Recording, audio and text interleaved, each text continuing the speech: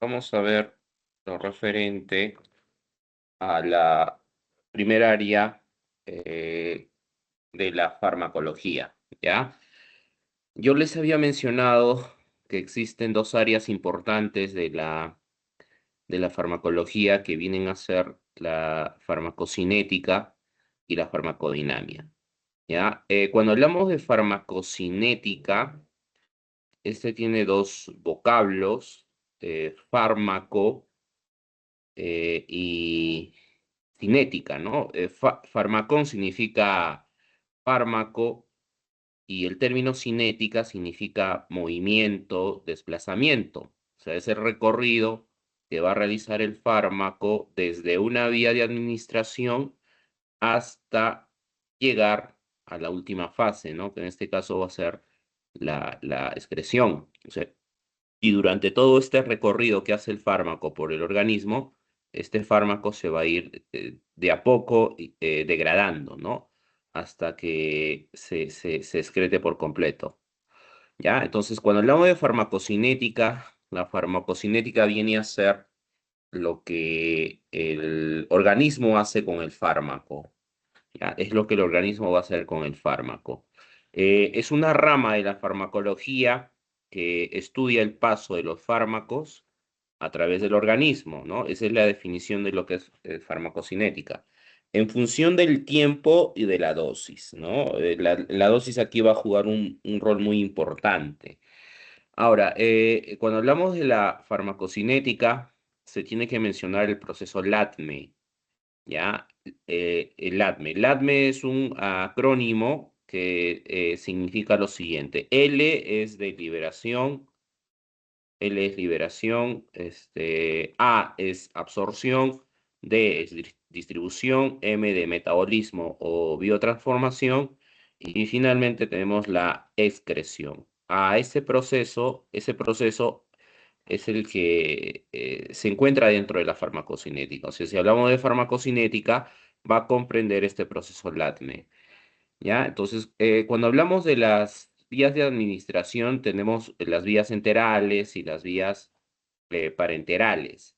Dentro de las vías enterales, estas son vías extravasculares, ¿no? Donde no va a haber ruptura de tejido, a diferencia de las intravasculares, donde sí va a haber ruptura de tejido, ¿ya? Cuando hablamos de una vía extravascular, o sea, una vía enteral, como el caso de la vía oral, ¿ya? Esta vía oral,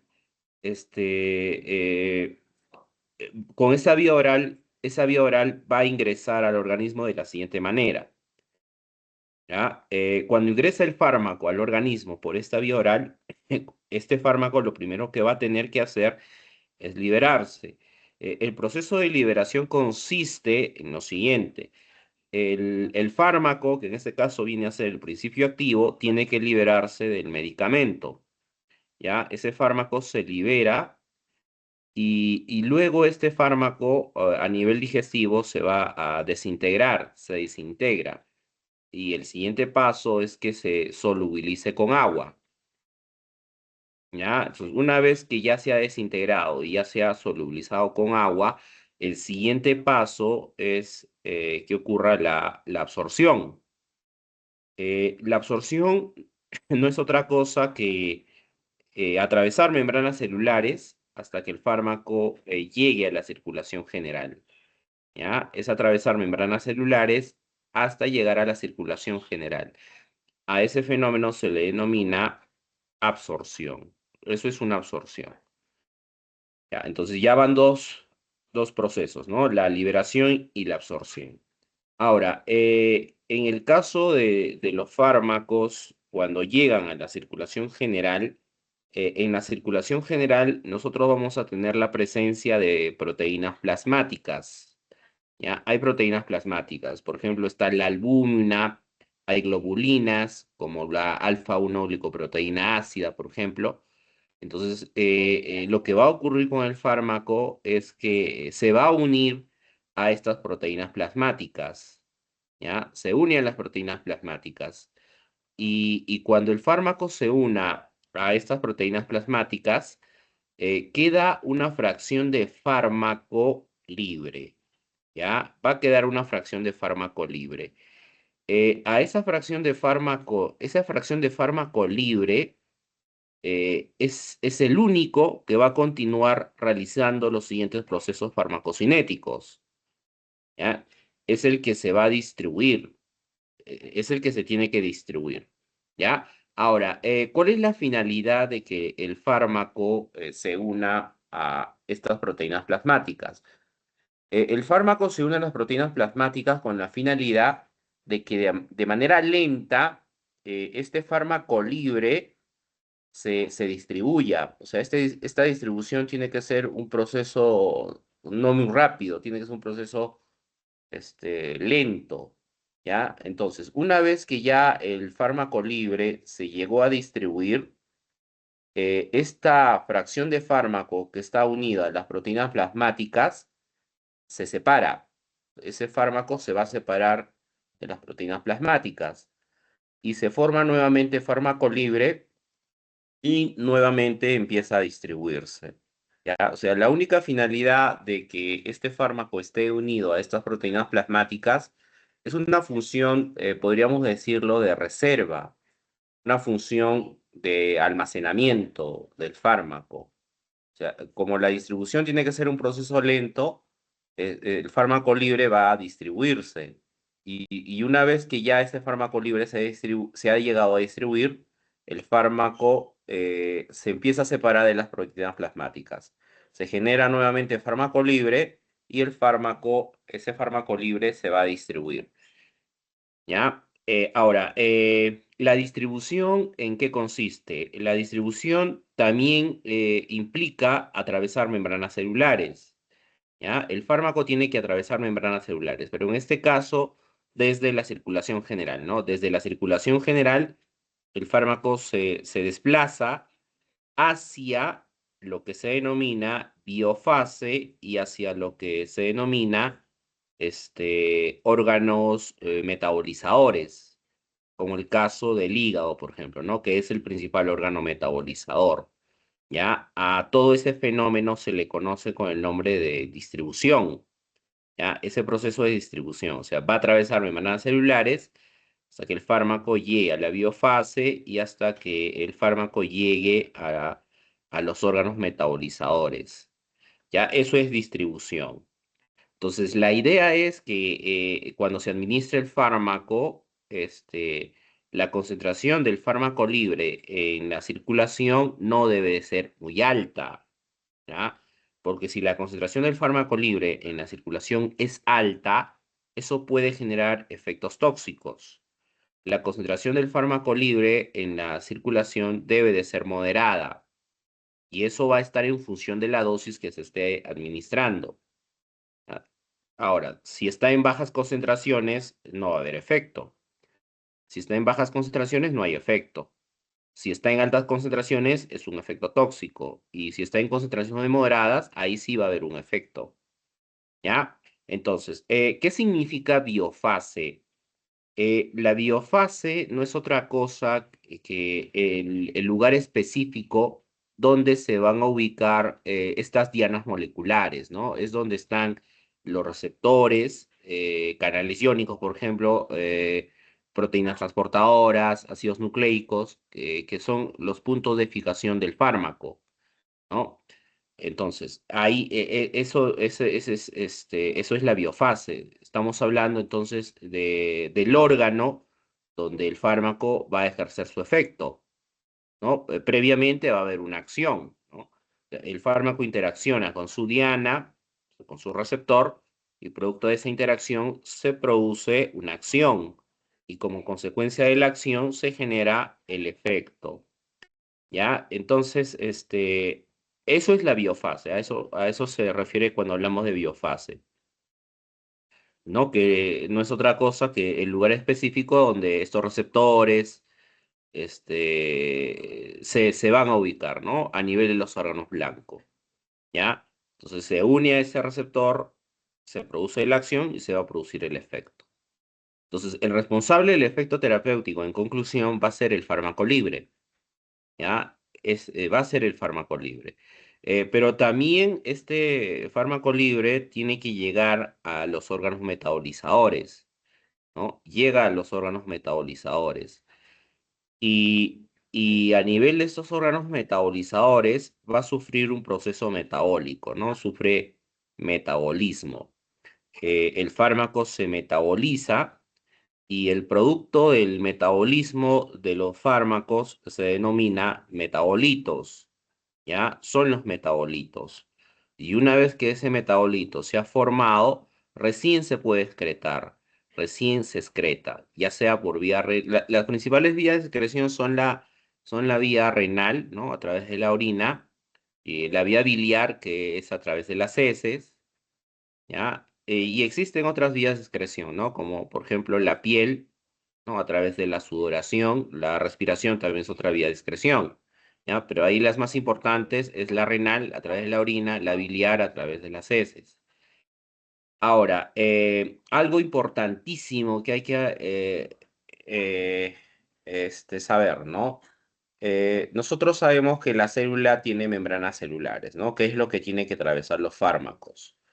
Entonces, esta membrana celular, nosotros sabemos que es de carácter lipídico, ¿no? Está formado por fosfolípidos. Tiene un carácter lipídico. Entonces, para que esta sustancia o este fármaco pueda atravesar la membrana celular, tiene que tener un requisito importante. Tiene que tener liposolubilidad. O sea, el fármaco tiene que ser liposoluble. Y solo así va a poder atravesar las membranas celulares, ¿ya? Solo así va a poder atravesar membranas celulares. Es lo que ocurre con las vías enterales, ¿no? En el caso de las vías enterales, un fármaco que es liposoluble puede atravesar fácilmente membranas celulares, o sea, fácilmente ocurre la absorción de los fármacos, ¿no? De los enterales, ¿ya? Y el requisito es que tenga liposolubilidad, o sea, es liposoluble y como la membrana es lipídica, fácilmente va a atravesar esa membrana, ¿ya? Entonces, ese es un principal requisito. Ahora, el fármaco también tiene que tener algo de hidrosolubilidad, ¿ya? Tiene que tener algo de hidrosolubilidad. ¿Por qué tiene que tener algo de hidrosolubilidad? Porque es la única forma de que el fármaco se pueda disolver, ¿no? Entonces, yo les he mencionado que el primer proceso que ocurre es la liberación. El fármaco se libera, luego se va a desintegrar y luego se solubiliza con agua. Pero para que ocurra eso, tiene que haber algo de hidrosolubilidad con el fármaco. Ya tiene que tener algo de hidrosolubilidad. Con las vías extravasculares, el fenómeno de absorción, puede ocurrir, pero es más lento, es más pobre. Y en algunos casos, la absorción no se da. ¿Ya? Eso va a depender del fármaco que se esté administrando por vía intravascular, ¿no? O sea, por vía parenteral, ¿ya? Este fenómeno de absorción es muy pobre y en algunos casos no se va a dar la absorción. Con los enterales sí, con los enterales sí se da la absorción, ¿ya? Entonces, si hablamos de los fármacos, hay fármacos que son extremadamente liposolubles y hay fármacos que son extremadamente hidrosolubles, ¿ya? Extremadamente liposolubles y extremadamente hidrosolubles y liposolubles. En el caso de los liposolubles, por lo tanto, es un fármaco que tú lo puedes administrar por vía enteral, ¿ya? Si es extremadamente liposoluble, la vía de administración para ese fármaco tiene que ser la vía enteral. La parenteral para ese tipo de fármacos está limitada y en algunos casos no se va a poder administrar por vía enteral, ¿no? Si hablamos de que si es liposoluble, entonces su principal vía va a ser la enteral. Ahora, ¿qué ocurre con los hidrosolubles? Si es un hidrosoluble, para ese tipo de fármacos, difícilmente va a atravesar la membrana celular, ¿no? Difícilmente lo va a atravesar. Y para ese tipo de fármacos, principalmente se deberían de administrar por vía parenteral, ¿no? Si son hidrosolubles, ¿ya? Entonces, eso hay que tenerlo en consideración. Si es liposoluble, principalmente es enteral. Y uno que otro se podría administrar por vía parenteral. Uno que otro podría administrarse por vía parenteral, ¿ya? Pero principalmente va a ser la administración enteral. En el caso de los hidrosolubles, como no atraviesan fácilmente la membrana, principalmente se van a administrar por vía parenteral. Y uno que otro, excepcionalmente, se podría dar por vía enteral. ¿Ya? Entonces, eso quiero que lo tengan presente. Liposoluble, enteral. Hidrosoluble, parenteral. ¿Ya? Ahora, en el caso de los enterales, que son liposolubles, fácilmente se van a absorber, se distribuyen, se metabolizan, y este metabolito que se ha formado, ¿ya? Para que se pueda excretar, no puede ser liposoluble. En algunos casos, que son contados, el metabolito es liposoluble, ¿ya? Si ese metabolito es liposoluble, no se va a excretar. Lo que ocurre con ese metabolito que es liposoluble se va a reabsorber, se reabsorbe porque es liposoluble y los liposolubles atraviesan membranas celulares. O sea, ese metabolito liposoluble puede continuar atravesando membranas celulares y retornar a la circulación general, ¿no? Eso es la reabsorción. Con los metabolitos que son liposolubles se pueden reabsorber. Entonces, en la mayoría de los fármacos, el metabolito es hidrosoluble, ¿ya? Ese metabolito es hidrosoluble. Y como es hidrosoluble, ya no se reabsorbe, entonces se excreta. O sea, ya no atraviesa membranas celulares y se excreta, sale al exterior. ¿Ya? Eso también hay que tenerlo en consideración. La mayoría de los metabolitos van a ser hidrosolubles. Y uno que otro, excepcionalmente, hay metabolitos que son liposolubles. En el caso de ellos, se reabsorben, o sea, van a retornar nuevamente a la circulación general. ¿Ya? Ahora, cuando hablamos de los condicionantes, pues, me estoy refiriendo a los factores que pueden producir alteraciones a nivel de la absorción. ¿Ya? Hay algunos factores que pueden producir alteraciones a nivel de la absorción. Por ejemplo, características propias del fármaco. ¿Ya? A eso me refiero cuando hablo de la naturaleza del soluto. Naturaleza del soluto me estoy refiriendo a características propias del fármaco. ¿Ya? Por ejemplo, hidrosolubilidad o liposolubilidad, ¿no? Si es liposoluble, fácilmente atraviesa la membrana celular. Si es hidrosoluble, atraviesa con dificultad la membrana celular, ¿ya? Ahora, la naturaleza química y grado de ionización, ¿ya? Esos dos son naturaleza química, grado de ionización y polaridad. Esos tres están relacionados. Cuando hablamos de naturaleza química, ¿ya? Esto se refiere a lo siguiente, ¿ya? A ver, naturaleza química, ya todos han ingresado. Ya, naturaleza química, voy a abrir una pizarra, ¿ya?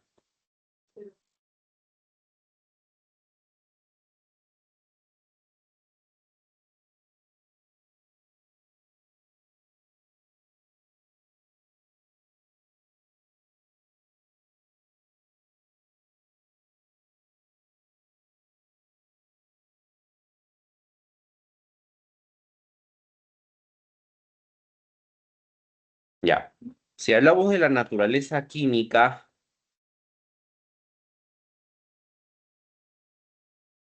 de los fármacos,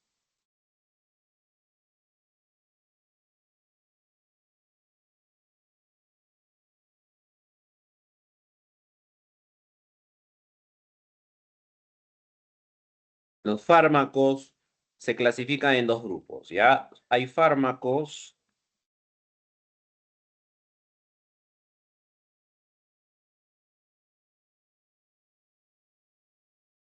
ácidos. Los fármacos son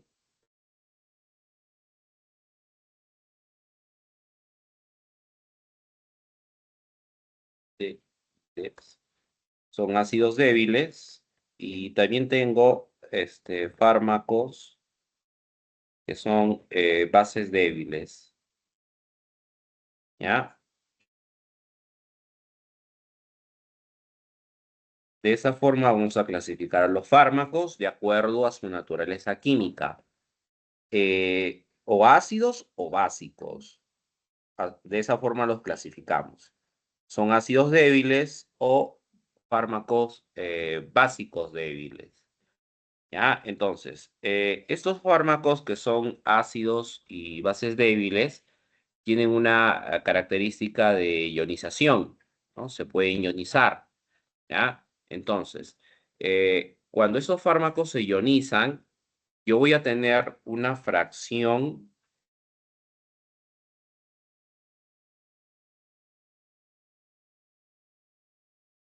ionizada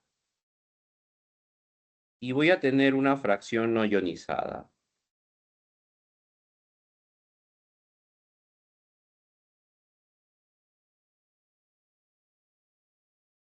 ¿Ya?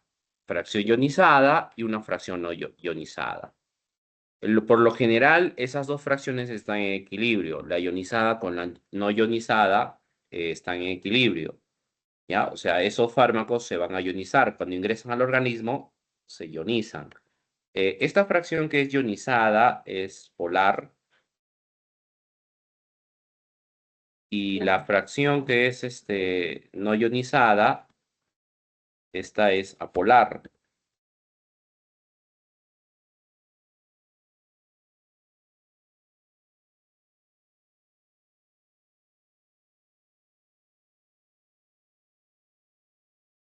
¿Ya? O sea, voy a tener una parte polar que está formada por la fracción ionizada del fármaco y voy a tener una fracción no ionizada que es la polar. En el caso de la fracción ionizada que es polar, esta va a ser hidrosoluble.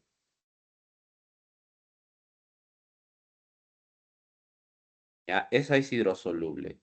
Y en el caso de la que es eh, no ionizada, que es la polar, es liposoluble.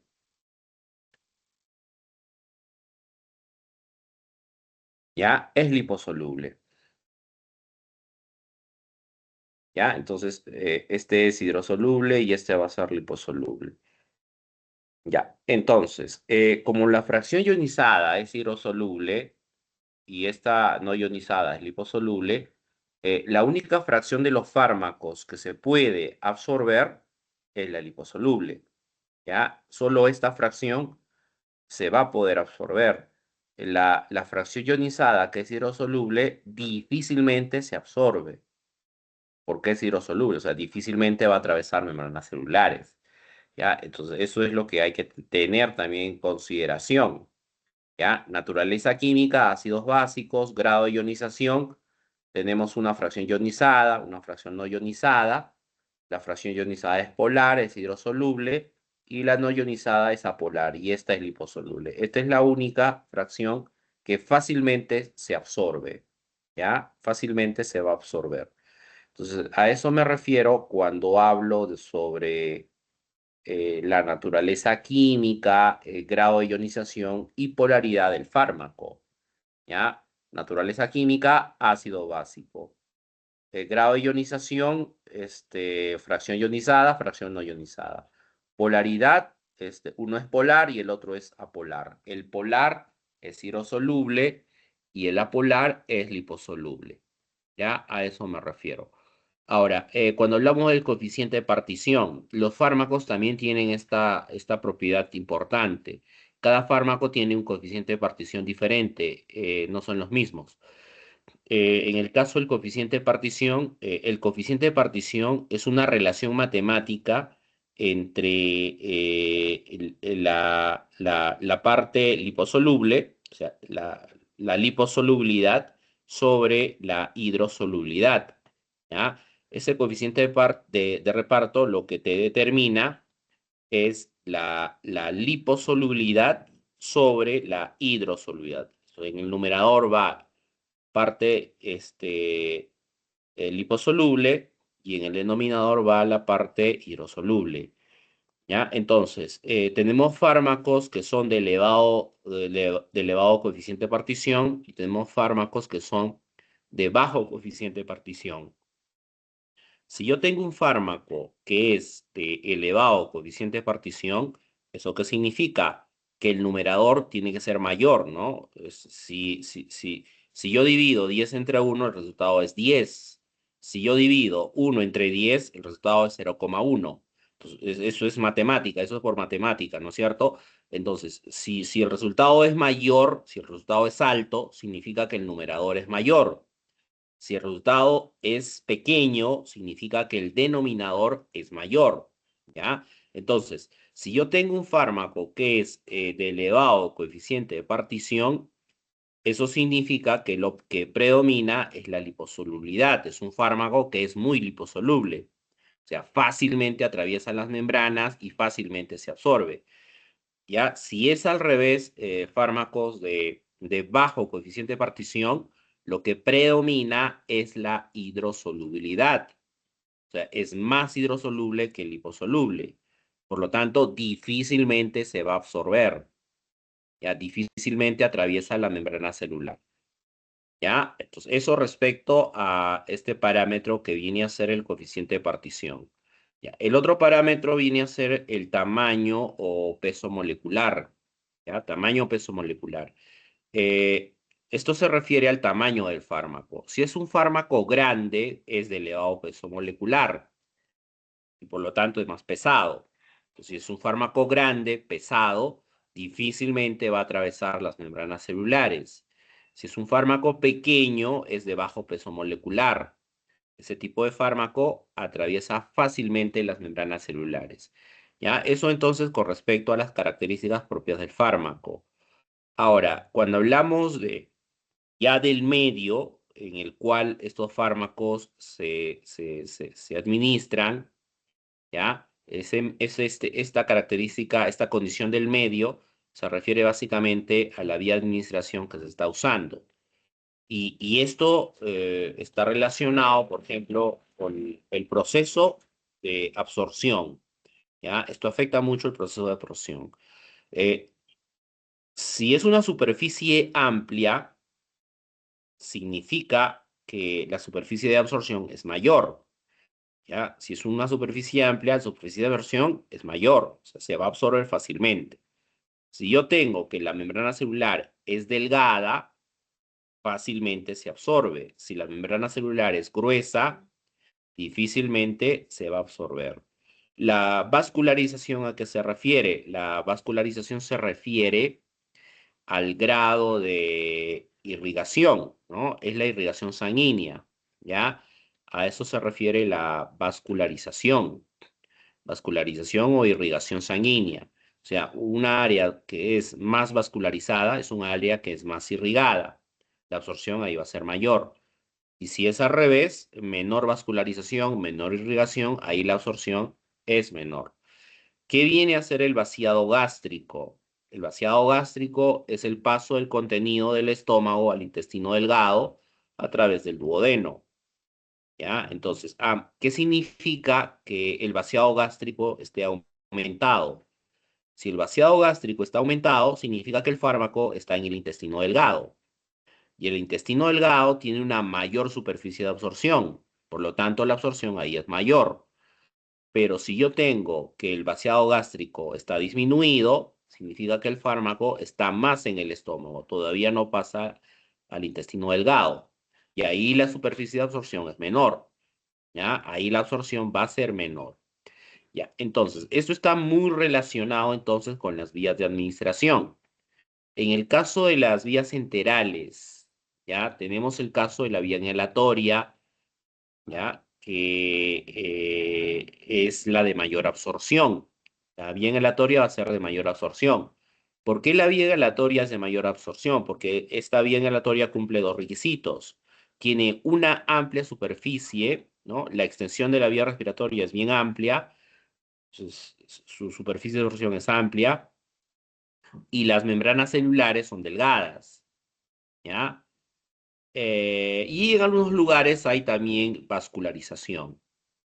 Entonces, de acuerdo a esos requisitos de su extensión, su espesor de la membrana, su vascularización, eso hace que la vía inhalatoria sea la de mayor absorción.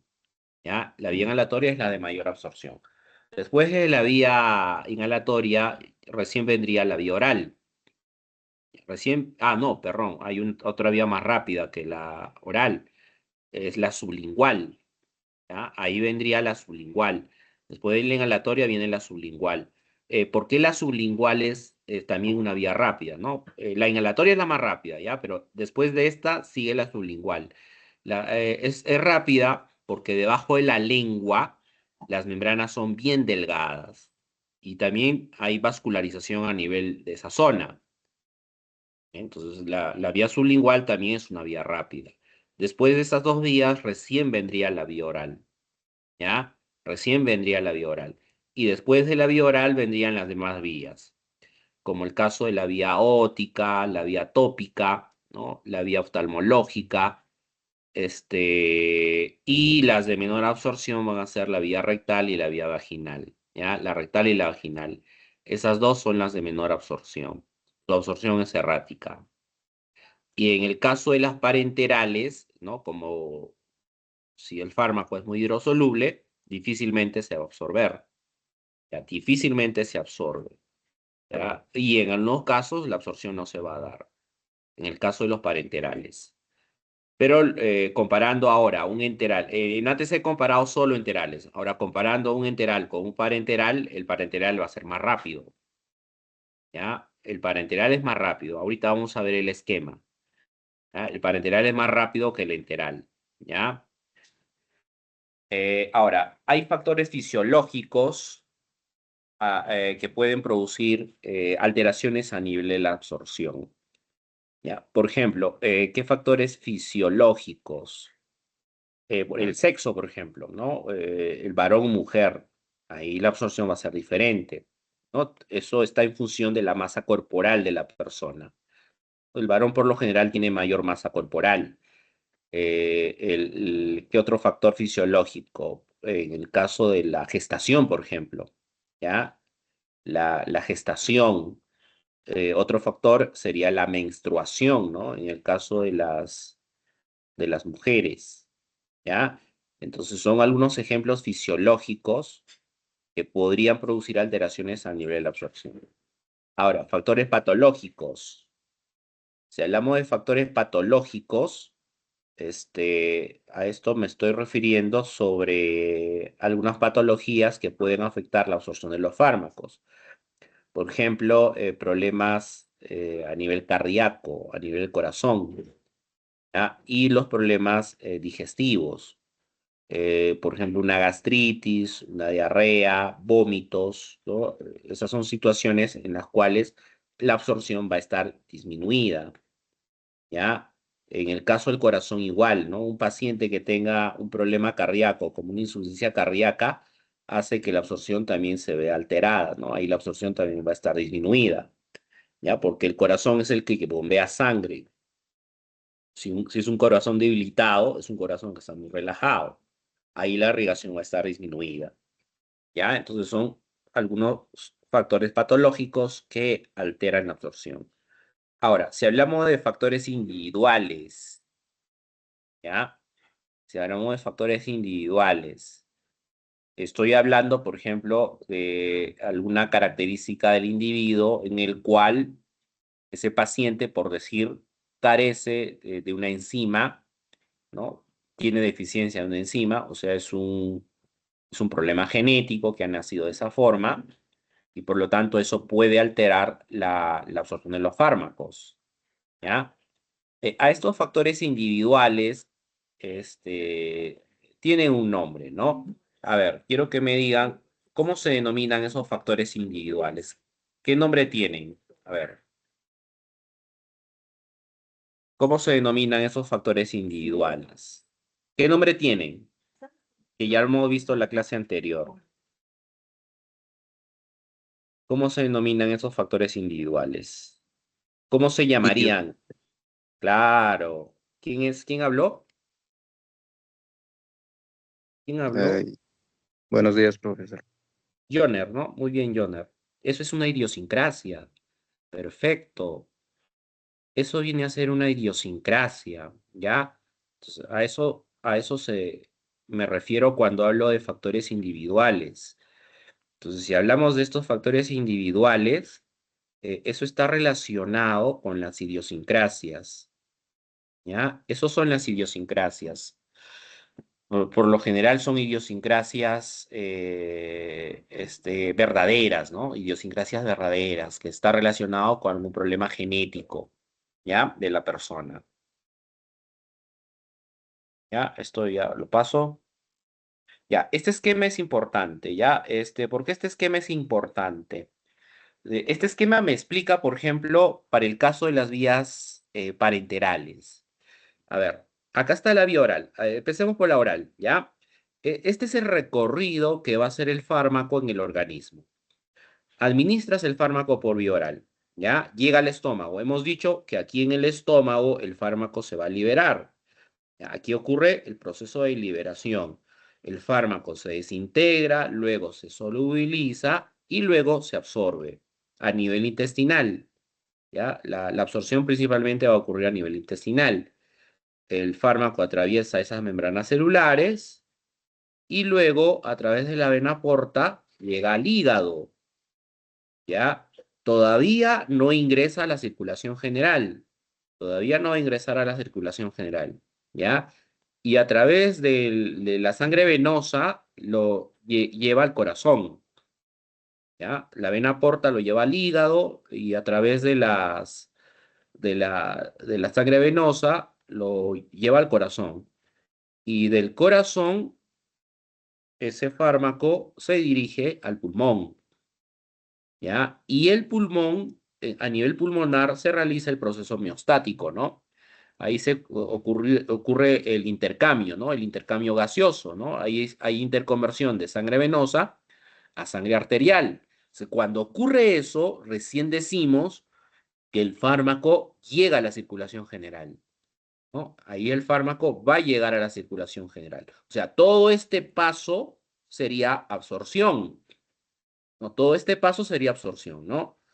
Administras el fármaco oral al estómago, intestino, el fármaco sigue atravesando membranas celulares, hígado, corazón y llega acá al pulmón. Hasta ahí es la absorción. Y luego a nivel pulmonar ya ocurre el proceso miostático y el fármaco ya puede ingresar a la circulación general. ¿Ya? De ahí, del pulmón, nuevamente vuelve a retornar al corazón.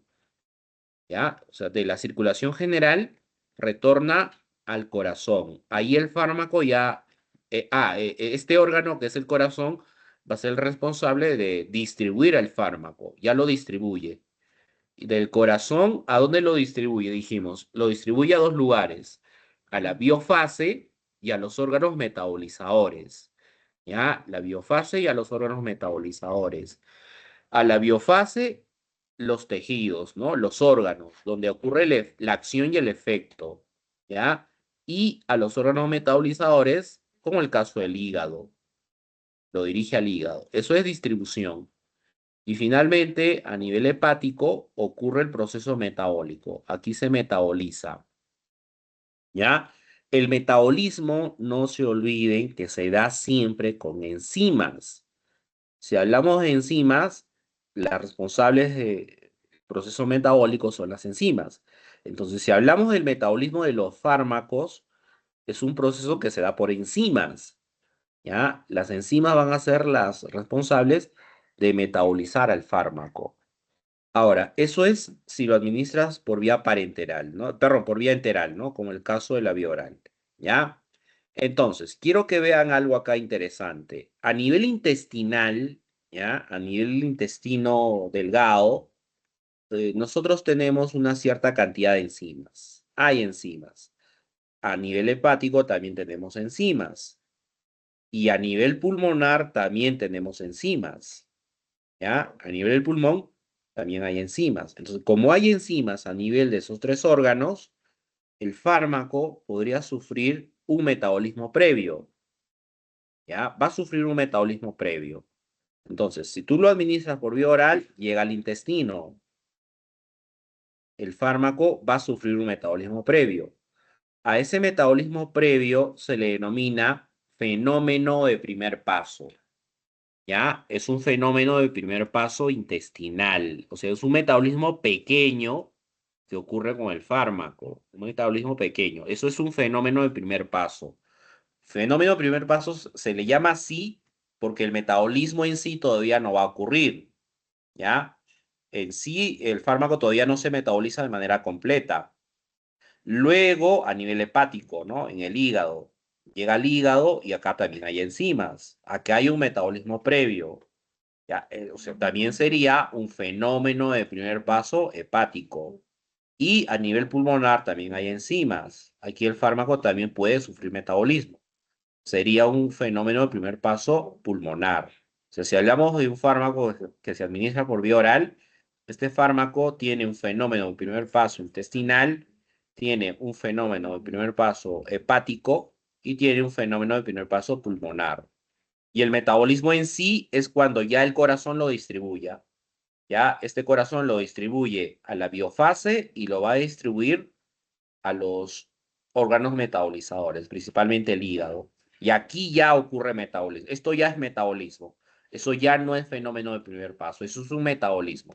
Ya, si hablamos de fenómeno de primer paso, eso es un metabolismo previo que ocurre con el fármaco, ya, que puede ser intestinal, hepático o pulmonar. ¿Qué ocurre con los fármacos parenterales? Eh, con el caso de los fármacos parenterales, ¿ya? Acá está el esquema, ¿no? IA significa intraarterial, ¿ya? SB es subcutáneo, IM es intramuscular y la IB es la endovenosa. En el caso de de estas vías que son parenterales, miren, en el caso de la subcutánea y la intramuscular, tú aplicas a nivel del tejido, ¿ya? ¿Cuál es el recorrido que hacen estas vías? Subcutánea intramuscular, ¿no? Tejido, del tejido, ¿hacia dónde va? Tejido al corazón. O sea, ¿qué estás obviando? Estás obviando el fenómeno de primer paso hepático y el fenómeno de primer paso intestinal. Estos dos los estás obviando, ¿ya? Tejido va al corazón y el corazón al pulmón, ¿ya? Como llega al pulmón, aquí sí ocurriría fenómeno de primer paso pulmonar. ¿Ya? Con la subcutánea y la intramuscular ocurriría fenómeno de primer paso pulmonar. El corazón del pulmón va a la circulación general y de ahí retorna al corazón y el corazón lo distribuye al fármaco. ¿Qué ocurre con la vía endovenosa? La vía endovenosa lo aplicas a la vena, ¿no es cierto? Vena, sangre venosa, ¿ya? No lo vas a aplicar al tejido, es sangre venosa. Sangre venosa va al corazón y el corazón, pulmón. O sea, con la vía endovenosa también hay un fenómeno de primer paso pulmonar. Obvias el fenómeno de primer paso hepático y obvias el fenómeno de primer paso intestinal. ¿Ya? Entonces, con esas tres vías, con la subcutánea, la intramuscular y la endovenosa, se da un fenómeno de primer paso pulmonar. ¿Ya? Hay un metabolismo previo. Luego, con esta vía que ocurre, o esta vía que es la intraarterial, con la intraarterial, esta sería la vía más rápida, ¿ya? Es una vía rápida, esa llega de manera directa a la biofase, o sea, esa va a llegar al órgano blanco, ¿no? Donde están los receptores. Y con esa vía intraarterial, tú obvias los tres fenómenos del primer paso. La vía intraarterial no tiene fenómeno del primer paso intestinal, no tiene fenómeno de primer paso hepático y tampoco tiene el fenómeno de primer paso pulmonar.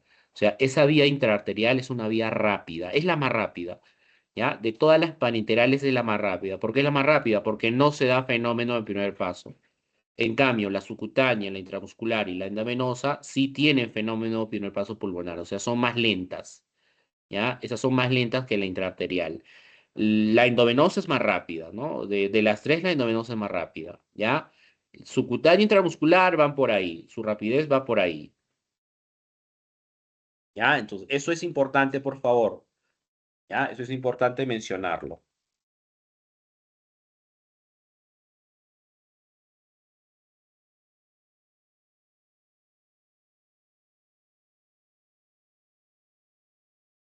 Ahora, los mecanismos de absorción. ¿Cuántos mecanismos de absorción existen? Hay dos tipos de mecanismos de absorción, ¿ya? O sea, hemos dicho que el fármaco va a atravesar membranas celulares hasta llegar a la circulación general, ¿no? Eso es absorción. Entonces, ese hecho de atravesar membranas celulares puede generar dos tipos de mecanismos de absorción, ¿ya? Transporte pasivo y el transporte especializado. Mm. En el caso del transporte pasivo, es un tipo de transporte que se da a favor de gradiente de concentración y no requiere el gasto de energía, ¿no? A diferencia del transporte especializado. El transporte especializado se da en contra de gradiente y sin gasto de energía, ¿ya? Cuando hablamos del transporte pasivo, tenemos lo que es la difusión simple, la ultrafiltración y la difusión facilitada. Eh, la difusión simple es este esquema que está acá, ¿ya? Esta es la difusión simple. En este proceso de difusión simple, el fármaco simplemente atraviesa la membrana celular sin ningún inconveniente, ¿ya? Esta es una difusión simple. Y por lo tanto, la difusión simple depende del coeficiente de partición, ¿ya? Va a depender de manera directa del coeficiente de partición. Fármacos que sean de elevado coeficiente de partición, estos van a realizar una difusión simple. Realizan una difusión simple, ¿ya? El proceso de ultrafiltración es este, ¿ya? Ese es el 2, esta es la ultrafiltración. Y esta ultrafiltración se da a través de canales, ¿no? Canales iónicos, ¿ya? Canales iónicos que se encuentran a nivel de la membrana celular. Ese es un proceso de ultrafiltración. Eso está diseñado para moléculas polares, para algunas moléculas pequeñas, ¿ya? Ese proceso de ultrafiltración. Algunas moléculas polares, ¿no? Algunas moléculas polares y moléculas que sean pequeñas.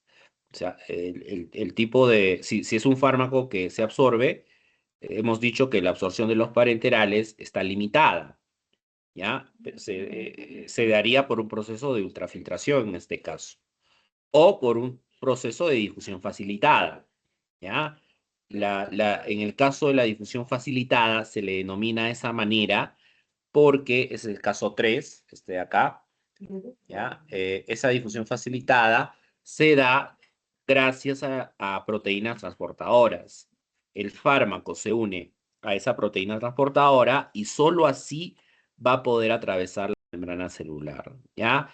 Está diseñada para moléculas polares, no guarda proporción por la concentración, ¿ya? ¿Eso qué significa? Que si tú das una dosis alta del fármaco, en algunas situaciones no significa que la concentración del fármaco esté alta, porque eso va a depender de ciertos factores, ¿no?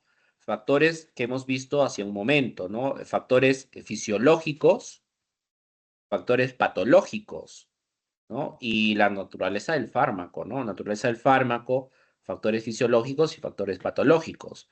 Entonces, no necesariamente cuando tú des una dosis alta, la concentración del fármaco en la sangre es alta, ¿ya? Porque hay factores que lo van a alterar, ¿no? Estos factores que hemos visto. Factores que tienen que ver con el mismo fármaco, factores fisiológicos y factores patológicos. Estos factores pueden alterar la absorción del fármaco, ¿ya? Entonces eso hay que tenerlo en consideración. A eso se refiere esta característica, ¿ya? Que este tipo de transporte no guarda proporción con la concentración del fármaco, ¿ya? Hay selectividad, sí. Esto se refiere a que tiene un transportador específico, ¿no? Ese tipo de fármaco se une a una proteína transportadora específica, no a cualquier proteína transportadora, ¿ya? Puede haber saturación, sí, puede haber saturación, sí, porque la proteína transportadora se puede copar con el fármaco. O sea, por ejemplo, tú administras dos fármacos y los dos fármacos utilizan la misma proteína transportadora. Entonces, ahí es quién llega primero. El que llega primero capta la proteína transportadora y el otro se queda libre, ¿no? Entonces, eso puede generar un problema de saturación de la proteína transportadora, ¿ya? La proteína transportadora se puede saturar. Y por lo tanto, si hay saturación de la proteína transportadora, eso puede generar un problema de inhibición competitiva. ¿ya? Es decir, genera competencia por la proteína transportadora. Y eso puede generar una inhibición, ¿ya? Una inhibición competitiva. En el caso del transporte especializado, es el transporte activo, ¿ya? Este es con gasto de energía, tiene las mismas características que la difusión facilitada, son las mismas características.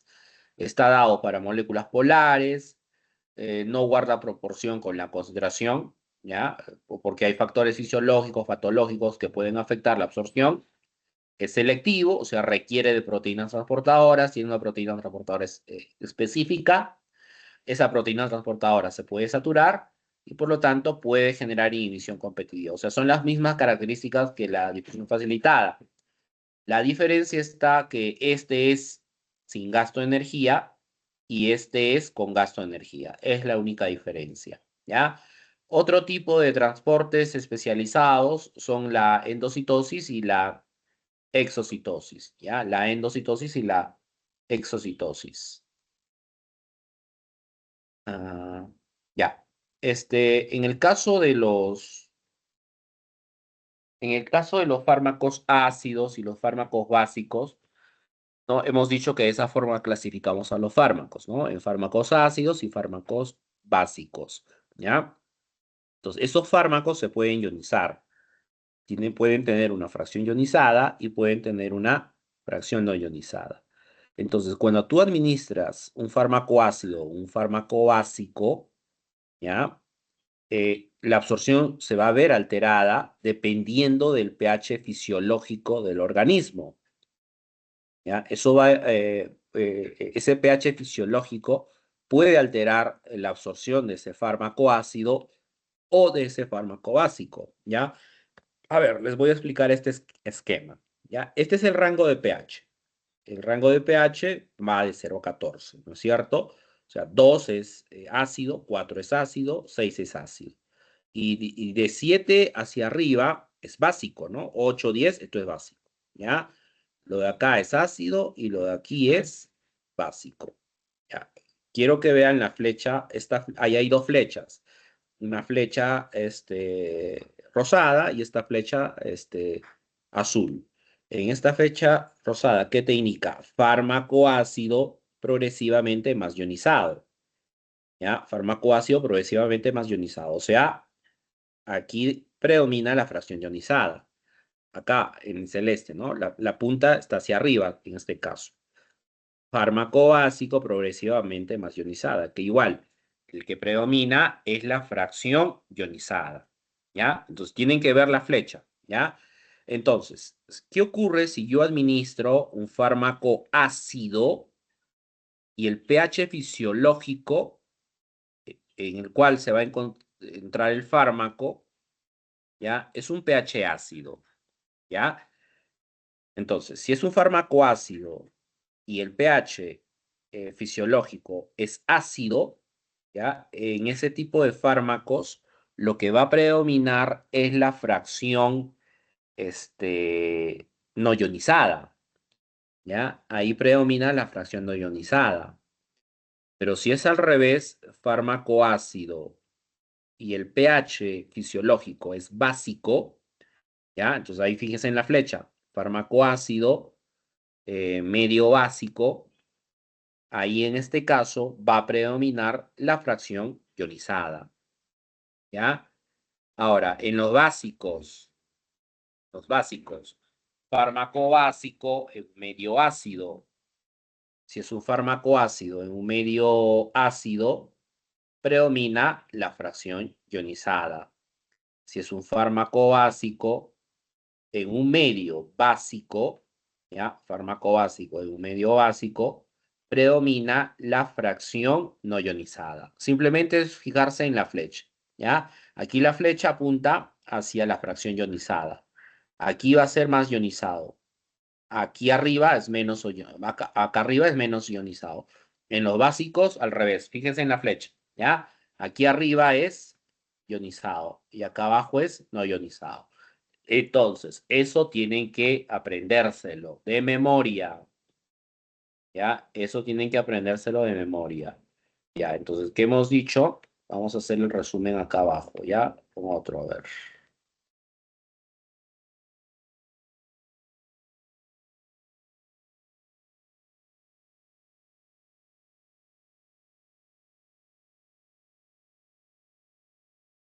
Ya, si es un fármaco de naturaleza ácida, ya, miren, ahí tienen que hacer una regla memotécnica para poder acordarse, ¿ya?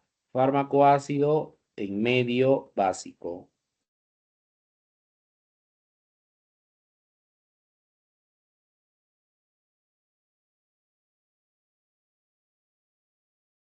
El otro sería fármaco ácido en medio ácido. Señámame.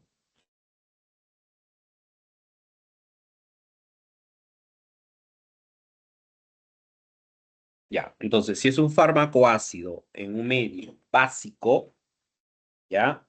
Fármaco ácido, voy acá a la diapositiva, fármaco ácido, ¿ya? Es un medio, a ver, fármaco ácido en un medio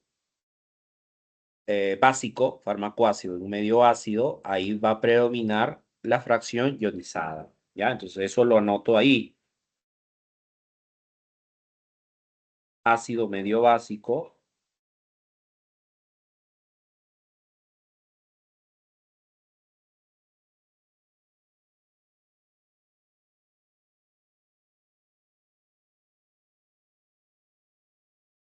y predomina la fracción ionizada, ¿ya?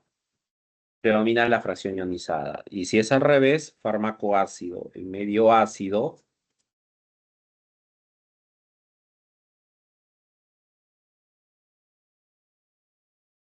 predomina la fracción no ionizada. Ionizada, ¿ya? Con los básicos es parecido. Con los básicos va a ser parecido. Fármaco básico en medio básico y fármaco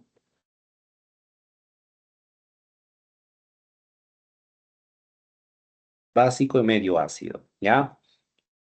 Fármaco básico en medio básico, aquí va a predominar la fracción, era no ionizada, ¿no es cierto? Básico, básico. Si es básico, básico, a ver, saca la diapositiva. Si es básico y básico, predomina la fracción no ionizada, ¿ya? Fracción no ionizada. Y fármaco básico en medio ácido, ahí predomina la fracción ionizada. Esto es lo que tienen que memorizar. Es lo que tienen que memorizar. Es importante. Ahí tienen que hacer alguna regla memotécnica para poder aprendérselo esto. Entonces, miren, si es igual, igual, miren, si es, si la naturaleza química es igual, igual, miren, o sea, me refiero ácido, ácido, ¿ya? Si es igual, igual, es no ionizado. Igual, igual, ionizado. Aquí igual, miren. Básico, básico, no ionizado. ¿Ya? Esa es la regla de memotécnica que tienen que aprendérselo de memoria. Ácido, ácido, no ionizado. Básico, básico, no ionizado. O sea, si su naturaleza química es igual, es siempre no ionizado.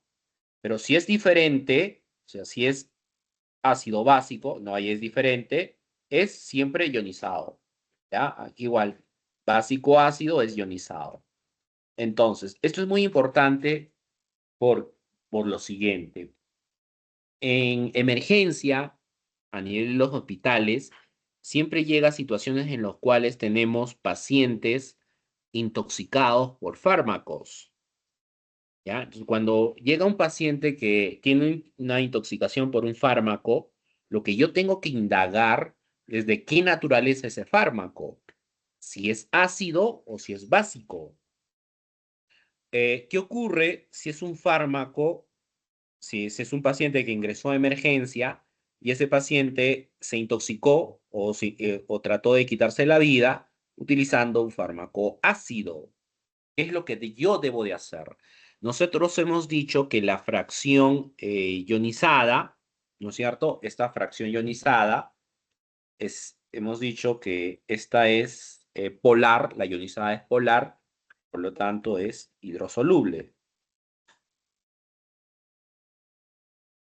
¿no? Y en el caso de la no ionizada, esta es apolar y esta es liposoluble.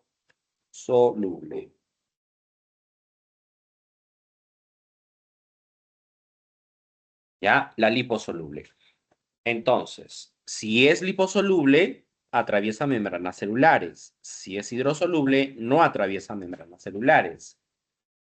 Entonces, si es una intoxicación por un fármaco ácido, lo que yo tengo que hacer es que predomine el medio básico, ¿ya?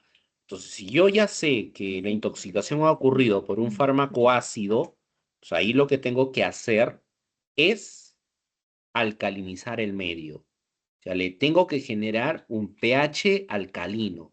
Tengo que producir un pH fisiológico que sea básico, ¿ya? ¿Eso cómo lo hago? Administrando alguna sustancia o podría ser tal vez algún medicamento que le genere ese medio básico. Lógicamente, si es un fármaco, ese fármaco tendría que ser de naturaleza básica, ¿ya?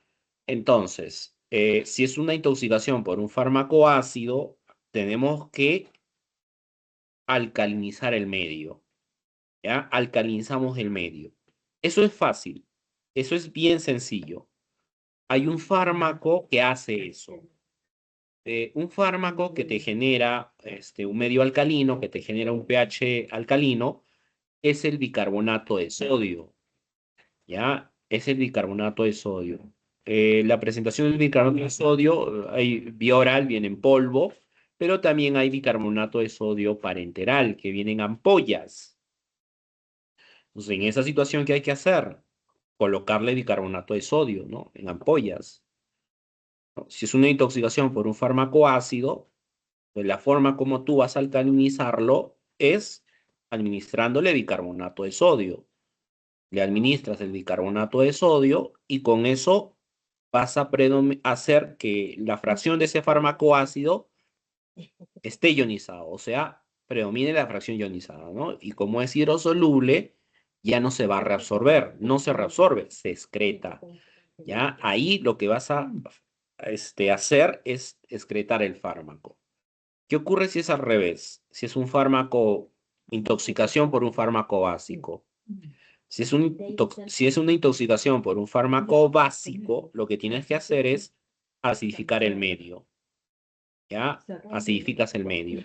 Eso es más complicado porque hay una sustancia que acidifica el medio, que es el cloruro de amonio, ¿ya? Y es más difícil conseguir esa sustancia, el cloruro de amonio, ¿ya? Pero hay algunos otros medicamentos que se podrían usar para acidificar, ¿no? Acidificar el medio, ¿ya?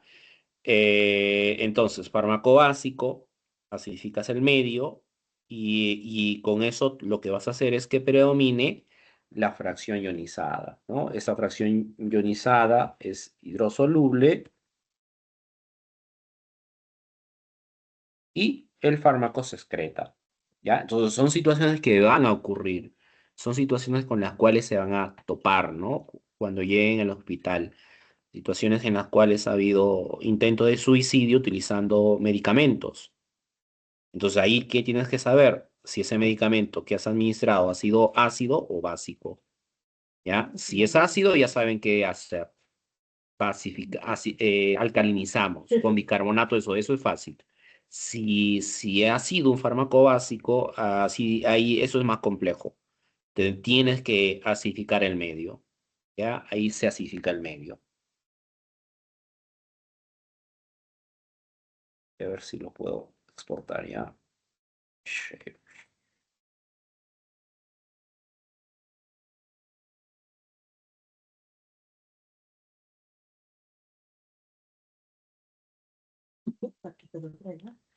¿Mm? No. A ver, después les comparto esto, ¿ya? Pero a ver si han tomado nota, ¿no? Supongo que habrán tomado nota porque creo que no lo puedo descargar esto. A ver, compartir. Ah, ya acá, tiene opción de exports.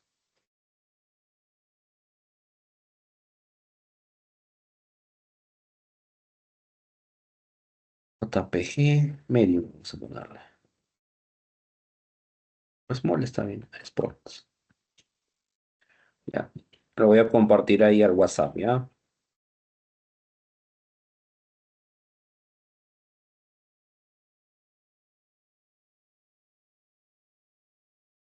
¿Dónde está? Ya, entonces, eso por favor hay que memorizarlo, ¿ya? Ahí les voy a compartir lo que hemos creado.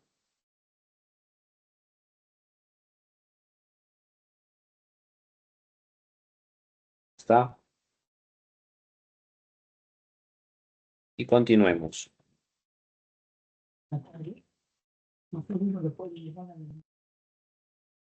Esto ya vimos.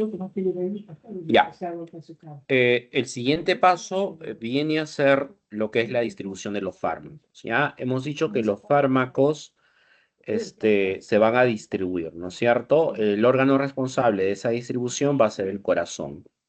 Entonces, te administras el fármaco llega a la circulación, se absorbe y se une a las proteínas plasmáticas. Vamos a tener una fracción de fármaco unido a las proteínas plasmáticas y una fracción sin unirse denominado fármaco libre. Y este fármaco libre es el que se va a distribuir. Este es el que se distribuye, ¿ya? Una vez que ya se ha distribuido, este fármaco unido a las proteínas se empieza a separar. Se separa, se convierte en fármaco libre y se distribuye por completo. La idea es que ese fármaco se distribuya por completo, ¿ya? Esa es la idea. Entonces, llega la biofase y a nivel de la biofase, aquí va a ocurrir el efecto. Llega a los órganos metabolizadores y el fármaco se metaboliza. Ahora, aquí hay un parámetro muy importante que hay que mencionar que viene a ser la biodisponibilidad, ¿ya? ¿Qué cosa es la biodisponibilidad? La biodisponibilidad viene a ser la cantidad de fármaco que llega a la circulación general de forma inalterada, ¿ya? Es la cantidad de fármaco que va a llegar a la circulación general de forma inalterada, ¿ya? Entonces, desde el punto de vista matemático, la biodisponibilidad tú la puedes calcular, ¿ya? Esa biodisponibilidad se calcula. ¿Cómo calculas la biodisponibilidad de los fármacos? Está bien. Entonces recreo. Sobre el otro.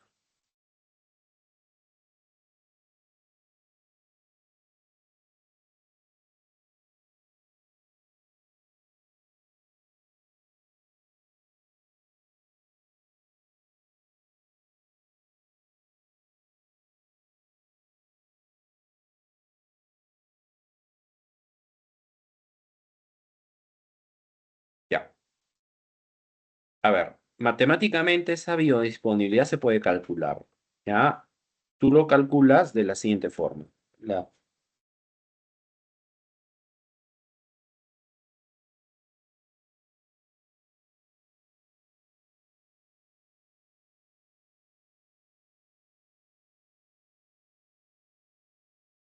la biodisponibilidad sería igual a la absorción de los fármacos menos el fenómeno del primer paso.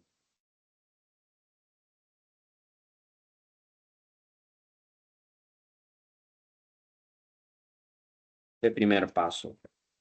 Entonces, cuando hablamos de biodisponibilidad, es la cantidad o la concentración de fármaco que llega a la circulación general de manera inalterada. Entonces, hemos dicho que ese fenómeno del primer paso es un metabolismo previo que ocurre con los fármacos, ¿no? Que se puede metabolizar de manera previa.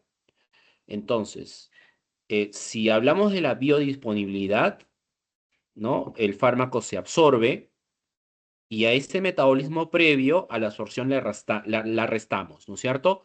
La absorción menos ese metabolismo previo que ocurre, eso te va a dar la biodisponibilidad. La absorción por lo general se da en porcentaje, ese fenómeno de primer paso también se va a expresar en porcentaje, y por lo tanto la biodisponibilidad también se expresa en porcentaje. ¿Ya? A eso se refiere cuando hablamos de biodisponibilidad. Ahora, aquí hay otro término que hay que manejar que es bioequivalencia, ¿ya? La bioequivalencia. Este es un término que utilizamos para decir que un fármaco es equivalente a otro, ¿no? Por ejemplo, un fármaco genérico con un fármaco de marca, ¿ya? Por ejemplo, un Panadol con un paracetamol. La pregunta es, ¿los dos son equivalentes? ¿Los dos son bioequivalentes?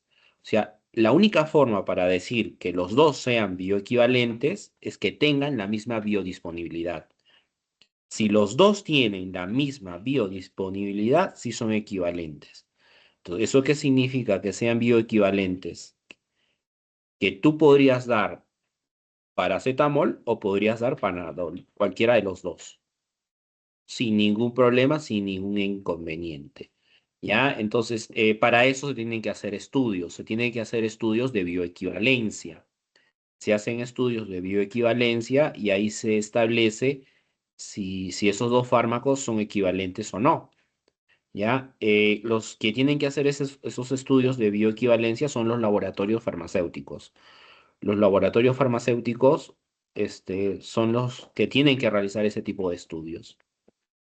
¿Ya? Entonces, de esa forma tú vas a poder dar un fármaco por otro, ¿no? Intercambiar uno por otro, ¿no? Siempre y cuando que tengan la misma biodisponibilidad. ¿Ya? A eso se refiere cuando hablamos de bioequivalencia. Ahora, en el caso del organismo, vamos a tener la presencia de algunas barreras, ¿ya? Algunas barreras. Por ejemplo, la barrera hematoencefálica, ¿no? Es que está a nivel del sistema nervioso, la barrera placentaria y la barrera prostática, ¿ya? Las tres principales barreras. Eh, ¿Qué es una barrera? ¿Cuándo hablamos de estas barreras? Las barreras no son más que tejidos en los cuales vamos a tener que su membrana celular es gruesa, ¿no? Tienen una membrana celular gruesa y no hay canales, ¿no? Esa membrana no tiene canales, no tiene poros. Por eso se le va a denominar barrera, ¿ya? Y cuando hablamos de las barreras son esas tres: la placentaria, la hematoencefálica y la prostática, ¿ya? Tejido prostático. O sea, son tejidos que tienen una característica en particular. Entonces, para que tú puedas atravesar esas barreras, ese fármaco tendría que ser muy liposoluble, ¿no? Tendría que ser muy liposoluble y tendría que realizar un tipo de transporte por difusión simple. ¿Ya? Por difusión simple, o sea, un transporte de tipo pasivo, ¿no? Este de acá, ¿no? Que hemos visto hace un momento, este de acá. Simplemente atravesar el fármaco, ¿no? Este es el que tiene que ocurrir, ¿ya? En el caso de que se quiera atravesar estas barreras, ¿ya? Por lo tanto, los fármacos que pueden atravesar estas barreras tienen que tener un coeficiente de partición alto. Son fármacos de coeficiente de partición alto, ¿ya? Eh, Ahora, con respecto a la barrera placentaria, ¿no? Ahí sí hay que tener cuidado, ¿no? Con la barrera placentaria, ¿ya? Esa barrera placentaria, si se llega a atravesar, el fármaco puede entrar en contacto con el feto. Ahí hay que tener cuidado, ¿no? Si tú vas a dar un fármaco de elevado coeficiente de partición, fácilmente va a atravesar la barrera placentaria y va a llegar al feto. ¿Ya? A ver, ¿qué riesgo va a ocurrir ahí? ¿Qué efecto adverso puede ocurrir ahí? ¿Cómo se llama ese efecto adverso? Teratogénesis. Es la teratogenia, ¿no es cierto? La teratogenicidad. Muy bien, Joner. La teratogenia. ¿Ya? No se olviden que hay una etapa del embarazo donde hay alto riesgo de teratogenia, ¿no? En la tercera y octava semana del embarazo, ¿no? Tercera y octava semana. En ese periodo el riesgo de teratogenia es altísimo. O sea, hay que tener cuidado en ese estadio, ¿no? en esa semana de embarazo, ¿no? ¿Ya? Entonces, aquí puede haber riesgo de teratogenia, ¿no? Especialmente en esa semana de embarazo, ¿no? Entre la tercera y octava semana, ¿ya? Ahora, hay un parámetro farmacocinético que tiene que ver con la unión a proteínas plasmáticas, ¿ya? Ese parámetro farmacocinético se denomina unión a proteínas plasmáticas. Es la unión a proteínas plasmáticas. Esta unión a proteínas plasmáticas se puede dar con ambos, con los ácidos débiles y con las bases débiles. ¿Sobre qué proteínas plasmáticas se unen los ácidos débiles? Un ácido débil se une principalmente a esta proteína, que es la albúmina, ¿ya? Esta es su proteína plasmática sobre la cual se van a unir los fármacos ácidos débiles. Una base débil se une principalmente a estas proteínas plasmáticas.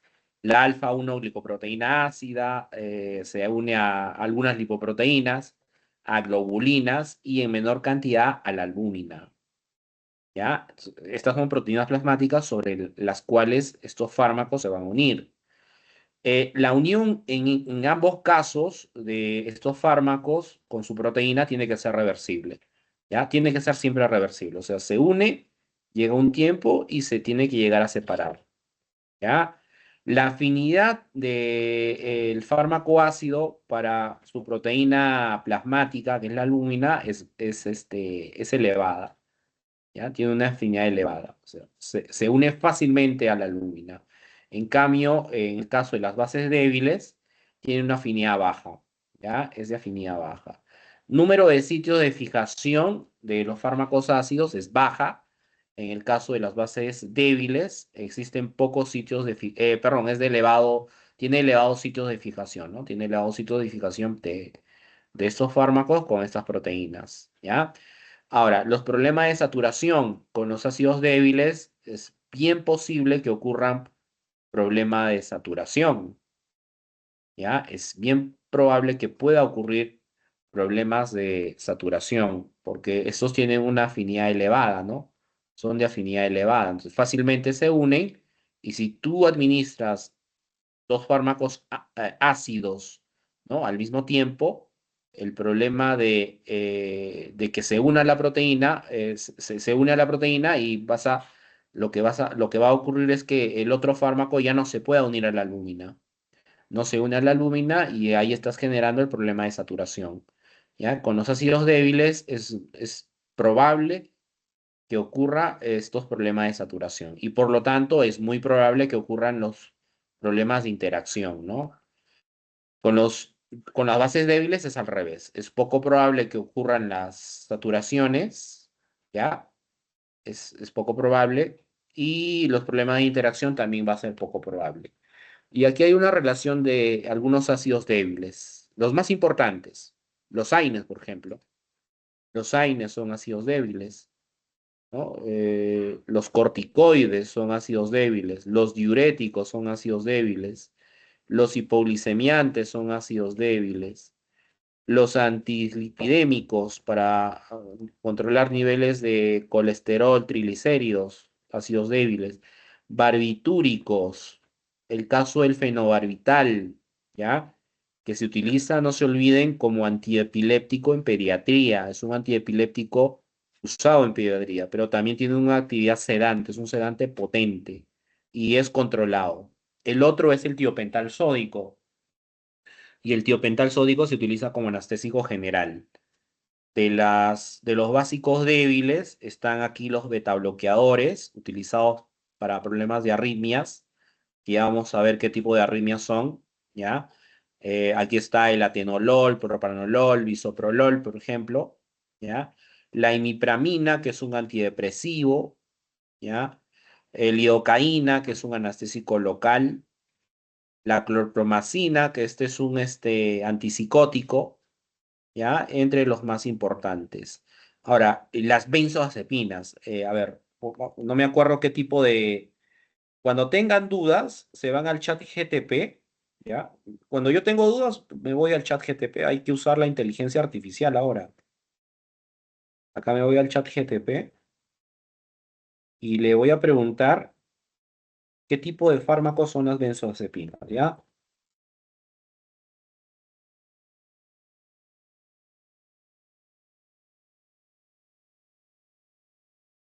Benzodiazepinas. Porque es común, ¿ah? Ese tipo de intoxicación es bien común.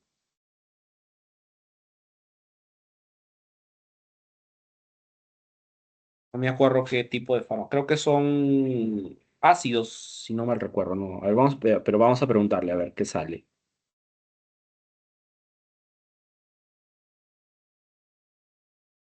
Hasta que demora. Ay, ya está. Bases, ¿no? Son básicos débiles, ¿ya? Es común, ¿ah? Esta intoxicación por benzodiazepinas es común, ¿ya? Cuando hablamos de benzodiazepinas, eso ya les había mencionado cuáles son. Ahí está el alprazolam, clonazepam, bromazepam, ¿no? Todos los que terminan en pan, ¿ya? Diazepam, alprazolam, clonazepam, midazolam, ¿no? Esas son benzodiazepinas, que son de carácter básico. Entonces, si una persona se intoxica con una benzodiazepina, si ya sé que la benzodiazepina es un básico, ¿qué hay que hacer? Acidificar el medio, ¿no? Acidificamos el medio para que facilite la excreción de la benzodiazepina, ¿ya?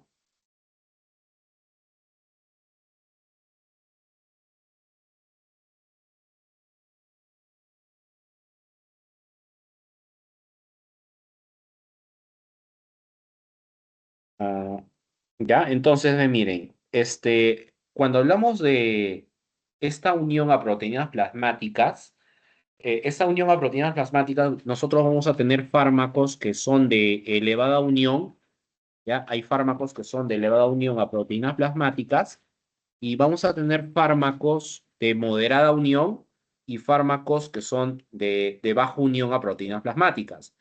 La unión a proteínas plasmáticas se expresa en porcentaje, ¿ya? Esto se va a expresar en porcentaje.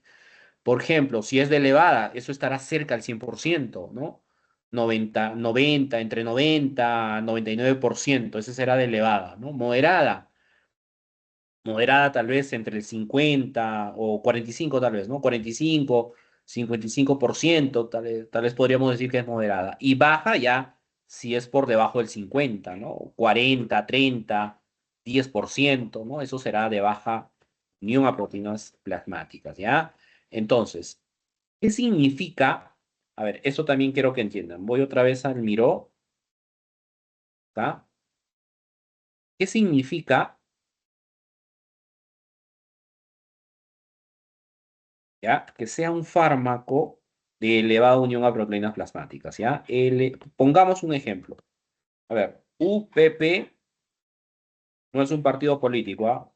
Supongamos que el UPP de un fármaco X, ¿ya? O sea, la unión a proteínas plasmáticas de un fármaco X sea supongamos, ¿ya? Del 98%. Ya, este parámetro farmacocinético ya me dice mucho del fármaco.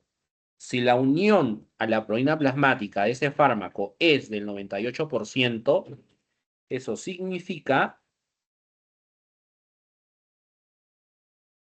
que ese fármaco X, ¿ya? Ese fármaco X tiene 2% de fármaco libre.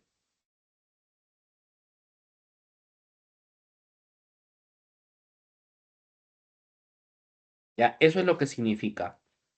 Si su unión a proteínas plasmáticas es el 98%, eso significa que, que el fármaco libre, que este fármaco, cuando se administra al organismo, va a tener un 2% de fármaco libre.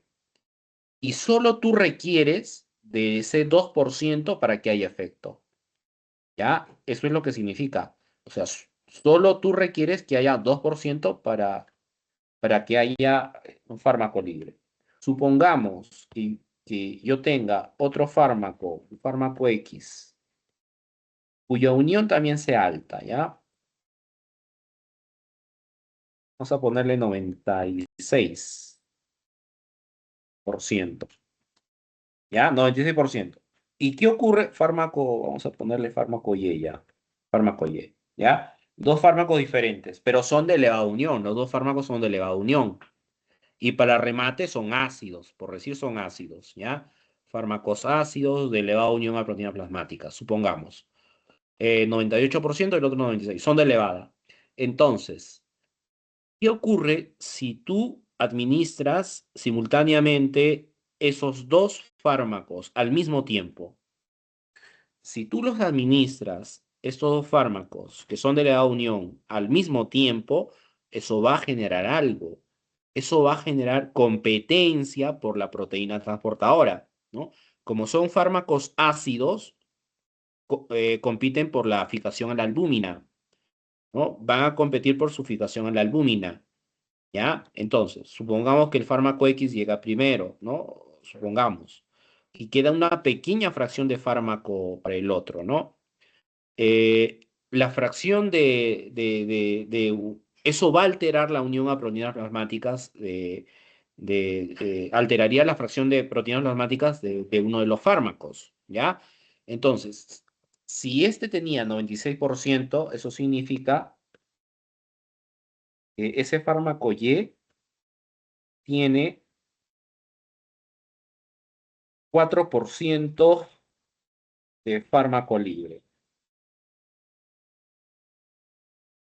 ¿Ya? Tiene 4% de fármaco libre. Pero si tú lo administras de manera simultánea, su unión a proteínas plasmáticas se va a ver alterado, ¿no? Si lo administras de manera simultánea, esa unión a proteínas plasmáticas va a disminuir. Supongamos que disminuya a 90 y, a ver, el fármaco Y, ¿ya? Si todos lo administras de manera simultánea, pongamos que disminuya a 94%. ¿Ya? Disminuye a 94. Va a disminuir. ¿Por qué disminuye? Porque el fármaco X le va a quitar proteínas plasmáticas, ¿no? Le quita proteínas plasmáticas y eso hace que su unión a proteínas plasmáticas sea menor, ¿no? Supongamos que sea del 94. Entonces, eso significa que su nueva unión, ¿no? Que su nueva concentración de fármaco libre ahora va a ser vamos a exagerar, ¿ya? Que sea del 8%. 8% de fármaco libre. Ya, para que sea 8%, aquí tiene que ser 92. Ya. Ya, entonces, supongamos, administra los dos y ahora la unión a proteínas plasmáticas bajó al 92%. O sea, el fármaco X le está quitando proteínas plasmáticas, ¿no? Eso significa que la fracción de fármaco libre nueva del fármaco Y es 8%. Entonces, en esta situación que está ocurriendo, tú solo requieres un 4% para que haya efecto.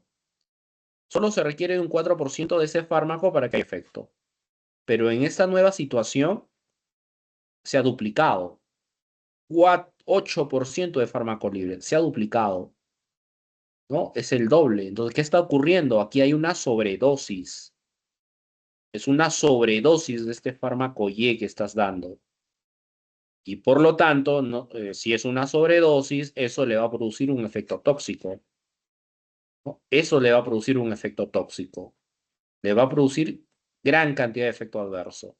Entonces, no debemos dar de manera simultánea fármacos de elevada unión a proteínas plasmáticas, ¿ya?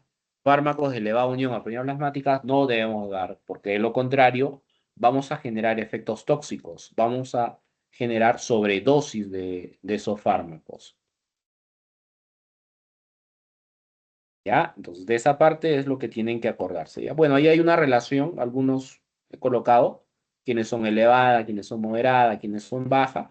No hay necesidad de memorizarlo, pero sí tienen que saber cuál es la consecuencia, ¿no? Hay que tener cuidado con los de la unión, ¿no? Con este grupo hay que tener cuidado. Ya.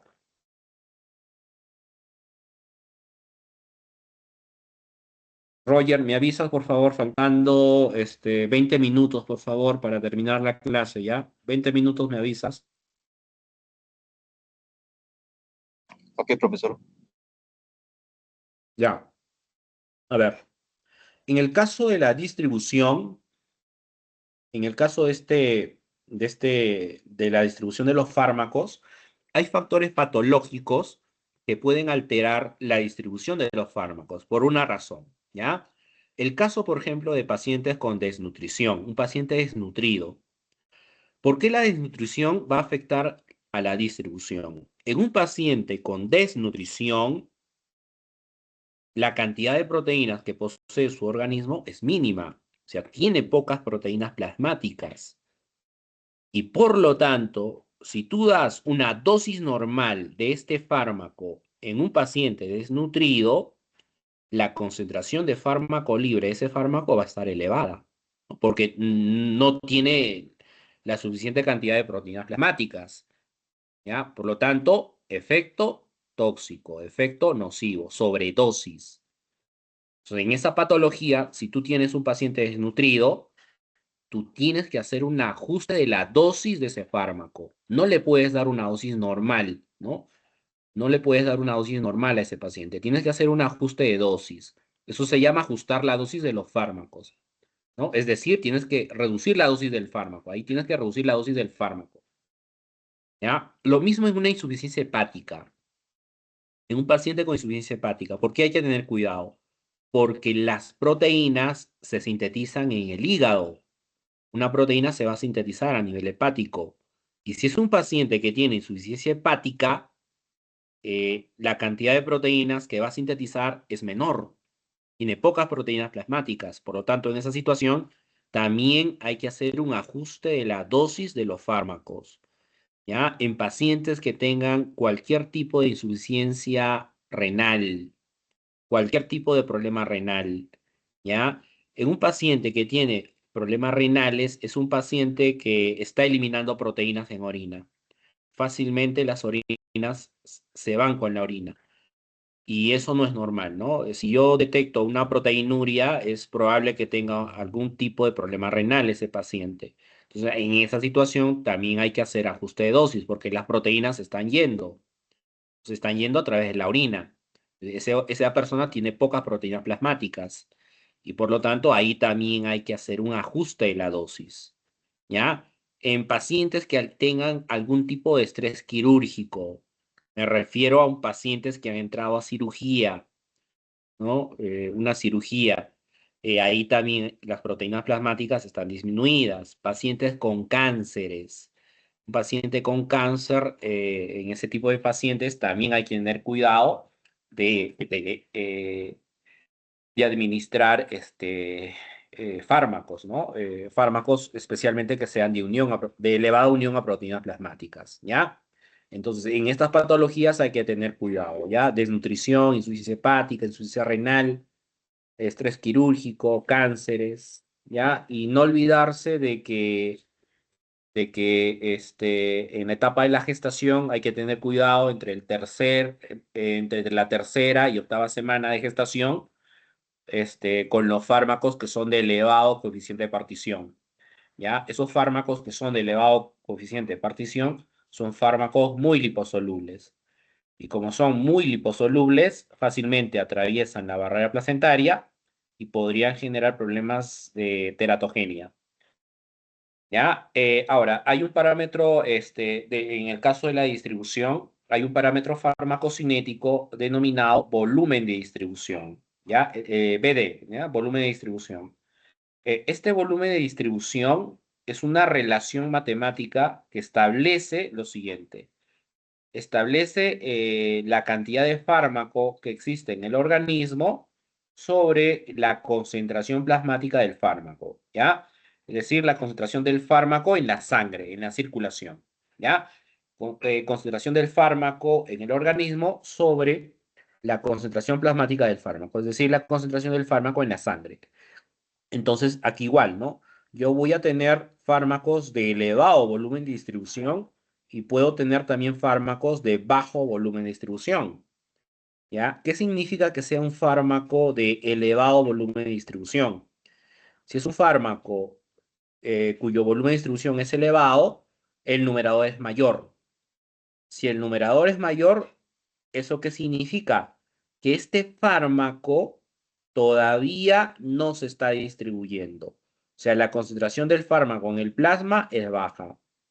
¿Ya? Ese fármaco todavía no se llega a distribuir. Pero si es un fármaco de bajo volumen de distribución, ¿ya? Si es de bajo volumen de distribución. Ah, perdón, acá, a ver, voy a repetir otra vez, ¿ya? Si es un fármaco de elevado volumen de distribución, primero con los elevados, ¿ya? Si esto es elevado, el numerador es mayor, ¿ya? Si es de elevado volumen de distribución, el numerador es mayor. Significa que este fármaco, que la concentración del fármaco está en el organismo. Significa que ese fármaco ya se está distribuyendo. O sea, tiene poca concentración del fármaco en la sangre. Y si tiene poca concentración del fármaco en la sangre, ese fármaco ya se está distribuyendo a la biofase y a los órganos metabolizadores. ¿Ya? Eso es lo que significa. Si es de elevado volumen de distribución. Si es de bajo volumen de distribución, es al revés. Si es de bajo volumen de distribución, la concentración del fármaco en la sangre es mayor, es alto. Ahí sí el fármaco todavía no se distribuye. ¿Ya? Porque se está almacenando en la sangre. Ahí se está acumulando en la sangre. Se acumula en la sangre y eso te va a indicar que es un fármaco que todavía no se distribuye, ¿ya? Que está todavía en la sangre, en la circulación. Bueno, estos son algunos factores, ¿no? Factores fisiológicos que tienen que ver con el proceso LADME, ¿no? Ese proceso LADME en el niño, en el anciano y en la gestante es menor. No se olviden que esos son factores fisiológicos, ¿no? Que pueden alterar la absorción y también la distribución. Miren, en el caso de la absorción en el niño, la absorción en un niño está aumentado, es una absorción aumentada.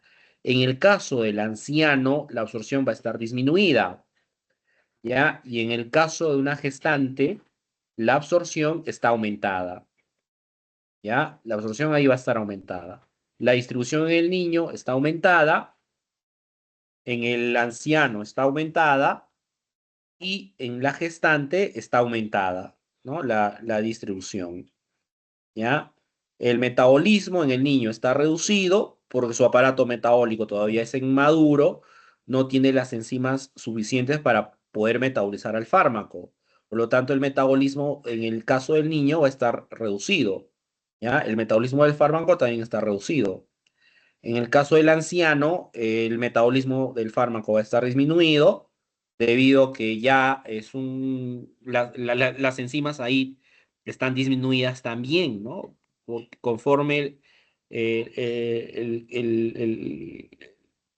una persona vaya creciendo, eso puede generar alteraciones en la actividad de las enzimas, ¿no? Un anciano tiene menos enzimas, porque un anciano puede tener algún tipo de problema hepático, ¿no? Su función hepática está disminuida en el anciano, ¿ya? Y por lo tanto eso va a alterar su metabolismo. Ahí está disminuido. En el caso de las gestantes, hay cambios hormonales que pueden inducir o inhibir las enzimas hepáticas, alterando la biotransformación de algunos medicamentos. O sea, esto va a depender mucho de esos cambios hormonales en el caso de las gestantes. Esos cambios hormonales podrían producir un aumento de las enzimas hepáticas o podría producir una disminución de la concentración de enzimas hepáticas. Eso depende mucho de estos cambios hormonales. De eso va a depender el metabolismo en el caso de la gestante.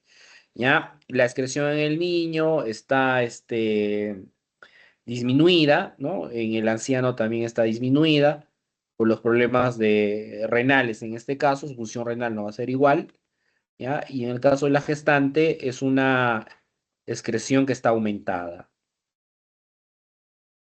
¿ya?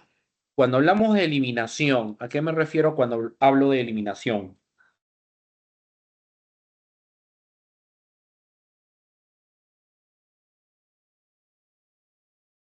Viene a ser la excreción más el metabolismo, ¿ya? Si hablamos de eliminación de los fármacos, son estas dos cosas. O sea, primero ocurre el metabolismo y luego el fármaco tiene que excretarse. La finalidad del metabolismo es que el fármaco se pueda excretar. ¿Por qué los fármacos se metabolizan? Para que se puedan excretar, ¿ya? Entonces, no olvidarse que eso es enzimático. Ese metabolismo se da con enzimas. y el producto del metabolismo de los fármacos se denomina metabolito. La idea es que ese metabolito sea excretable, ¿ya? En la mayoría de los casos ese metabolito va a ser hidrosoluble y se excreta. En algunos casos puede ser liposoluble.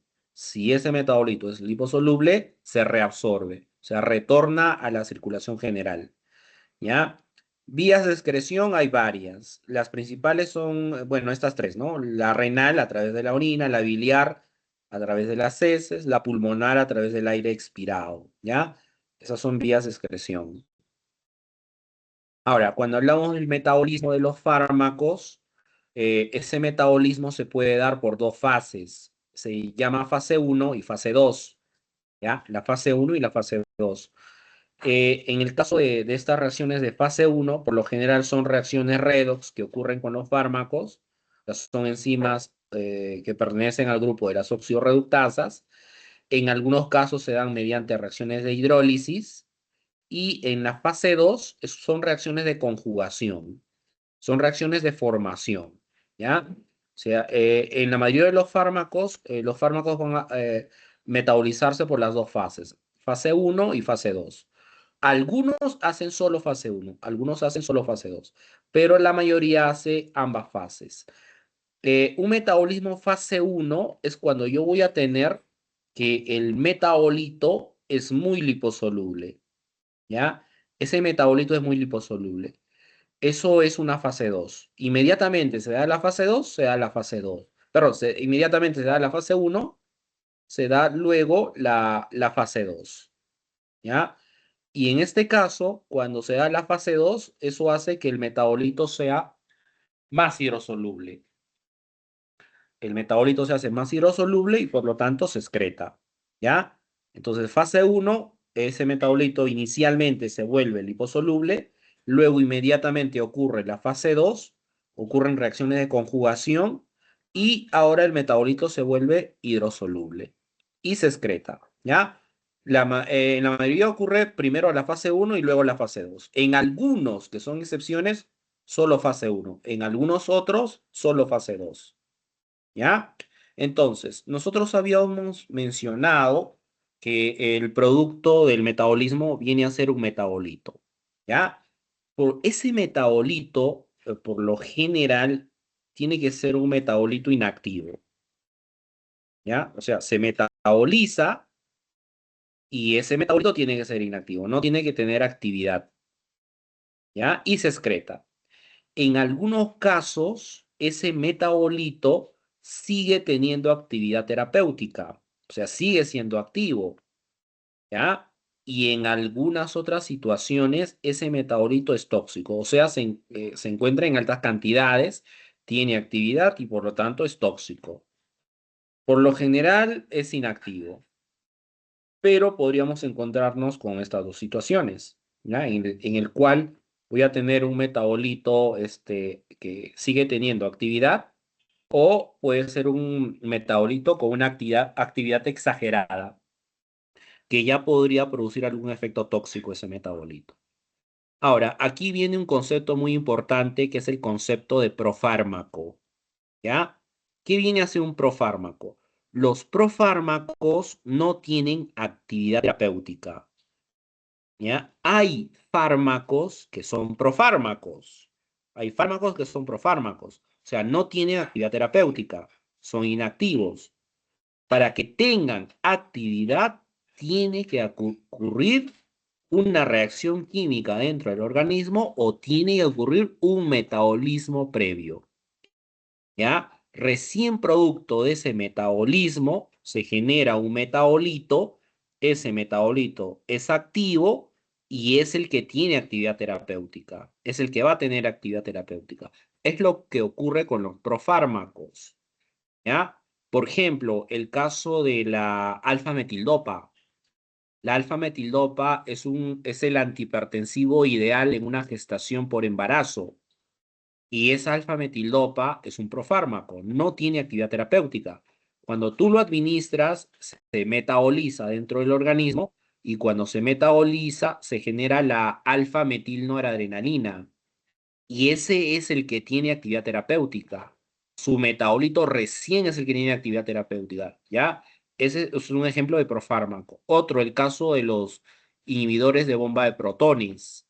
Los inhibidores de bomba de protones, como el caso del omeprazol, por ejemplo, son profármacos. Se administran a nivel digestivo, el pH ácido los activa y recién, producto de esa reacción, se vuelven activos. Recién se van a volver activos. ¿Ya? Son ejemplos de profármacos. Si un profármaco no tiene actividad terapéutica, tiene que metabolizarse o sufrir alguna reacción química para que recién ese metabolito sea el fármaco. O sea, ese metabolito recién va a ser el fármaco, ¿ya? Recién va a ser el que tiene actividad terapéutica.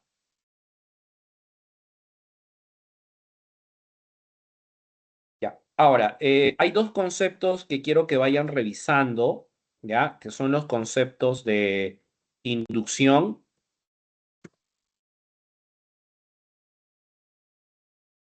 y los conceptos de represión, ¿ya? Inducción y represión. Cuando hablamos de inducción, se refiere a inducción enzimática, ¿ya? Eso se refiere a inducción enzimática. La inducción viene a ser un fenómeno en el cual la concentración de enzimas, principalmente las hepáticas, se van a incrementar. Hay un incremento de la concentración de enzimas, ¿ya? Principalmente las hepáticas. Ese es un fenómeno de inducción enzimática. Y lo que es la represión, este es un fenómeno que es al revés, en el cual nosotros vamos a tener que la concentración de enzimas va a estar disminuida, ¿ya? Inducción y represión.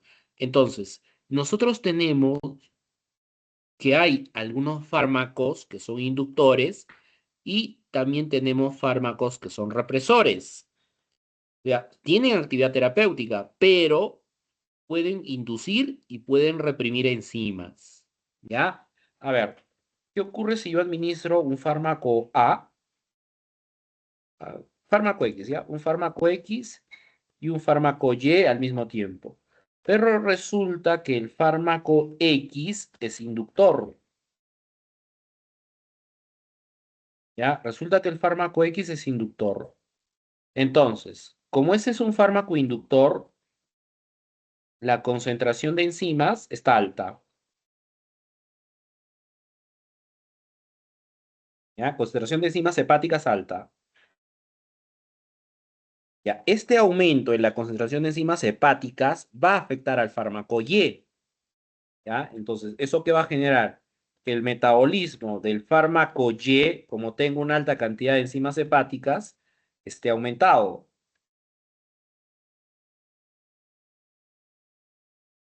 ¿Ya? Su metabolismo va a estar aumentado. El metabolismo del fármaco Y va a estar aumentado. Entonces, tú administras, los dos tienen actividad terapéutica, los dos se utilizan en una situación X, por decir, ¿ya? X tiene actividad, Y tiene actividad, pero el fármaco X es inductor. Como es inductor, lo que va a hacer es aumentar la concentración de enzimas hepáticas. Como yo tengo un aumento de enzimas hepáticas, esto afecta al fármaco Y, no al X. Va a afectar al fármaco Y. Y por lo tanto, el metabolismo del fármaco Y está aumentado. Si el metabolismo del fármaco Y está aumentado, significa que su excreción, ¿ya?, de ese fármaco Y también está aumentado. ¿Ya? Si la excreción de ese fármaco Y está aumentado, eso significa que la concentración del fármaco libre del Y esté disminuido.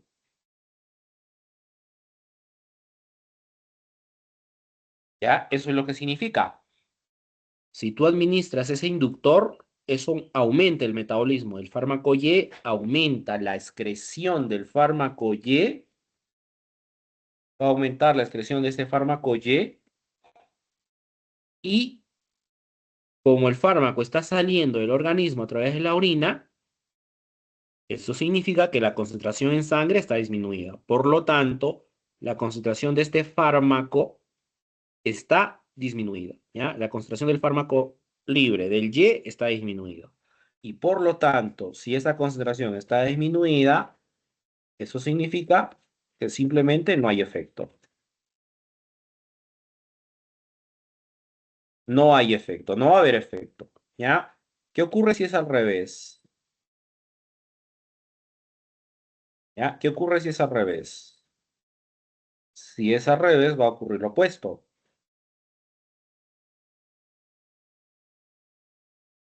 Concentración baja de enzimas hepáticas. Si administras el fármaco X y el X es represor, eso va a disminuir la concentración de enzimas hepáticas. Eso afecta al metabolismo del fármaco Y. En este caso va a estar disminuido.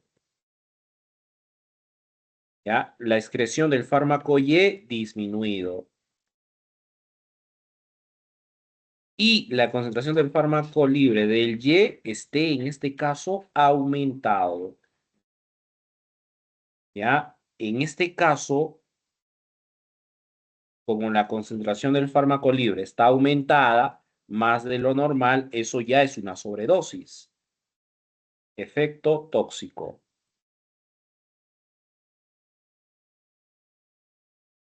¿Ya? Ahí se va a producir un efecto tóxico. Entonces, esto es muy importante para los casos de inducción y represión enzimática. Ya ahí en la diapositiva les he puesto una relación de fármacos inductores. Aquí el término correcto debe ser represor, no inhibidor. ¿Ya? Inductor y represor. Entonces, significa que este grupo de acá afecta a los de acá arriba. ¿Ya? Así está en ese orden. Este grupo a los de acá arriba. El grupo de acá a este otro grupo. El grupo de acá a este otro grupo. ¿Ya? Eso es lo que significa. O sea, no hay necesidad de memorizar esto, pero sí que cuál es la consecuencia, ¿ya? La consecuencia es esta, ¿no? La que les he colocado hace un momento, esto de acá, ¿ya? Si tú administras un fármaco inductor con otro fármaco al mismo tiempo, ese fármaco inductor lo que va a hacer es que la concentración de este fármaco Y esté disminuida. No hay efecto. ¿Qué tienes que hacer? Aumentar la dosis del fármaco Y. Pero si es al revés, ¿no? Si es al revés, en este caso, la concentración del fármaco libre está aumentado, va a estar aumentado, porque la excreción está disminuida. La excreción disminuye y la concentración de ese fármaco en la sangre aumenta. Y por lo tanto, se genera un efecto tóxico. ¿Ya? Ahí se va a producir un efecto tóxico, se produce un efecto nocivo. ¿Ya?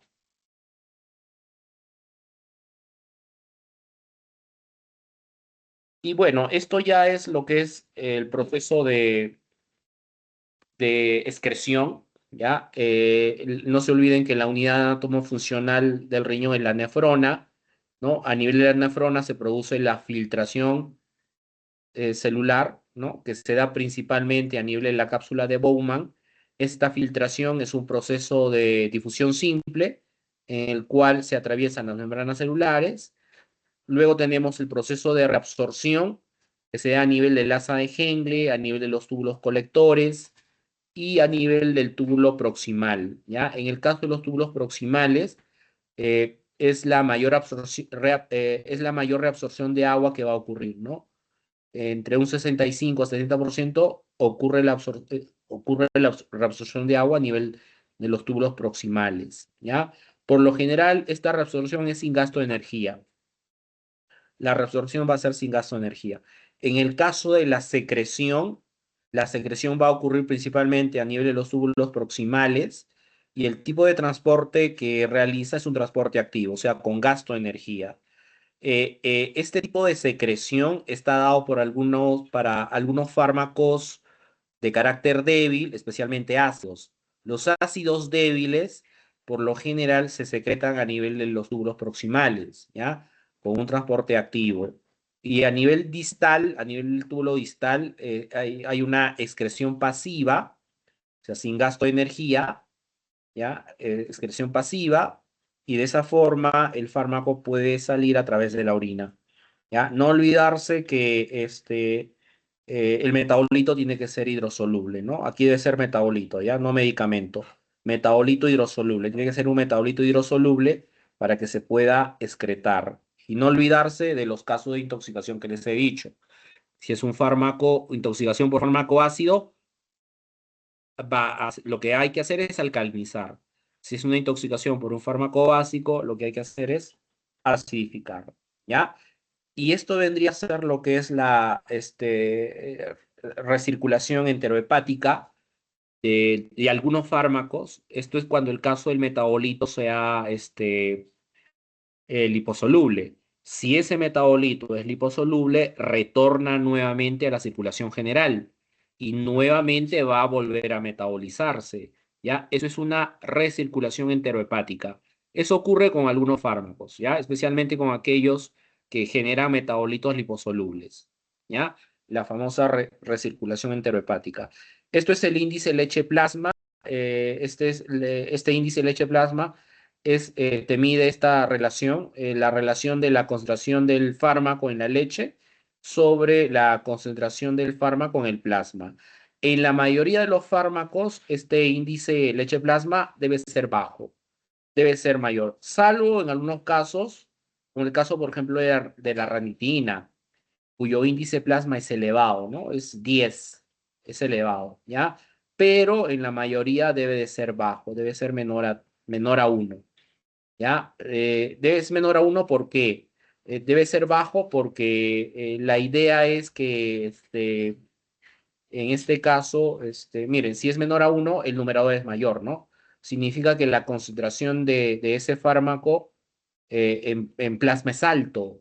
Si la concentración del fármaco en plasma es alto, no se acumula en la leche y a través de la lactación no puede llegar al bebé, no llega al bebé, ¿no? Entonces la idea es que este índice sea siempre menor a 1, ¿ya?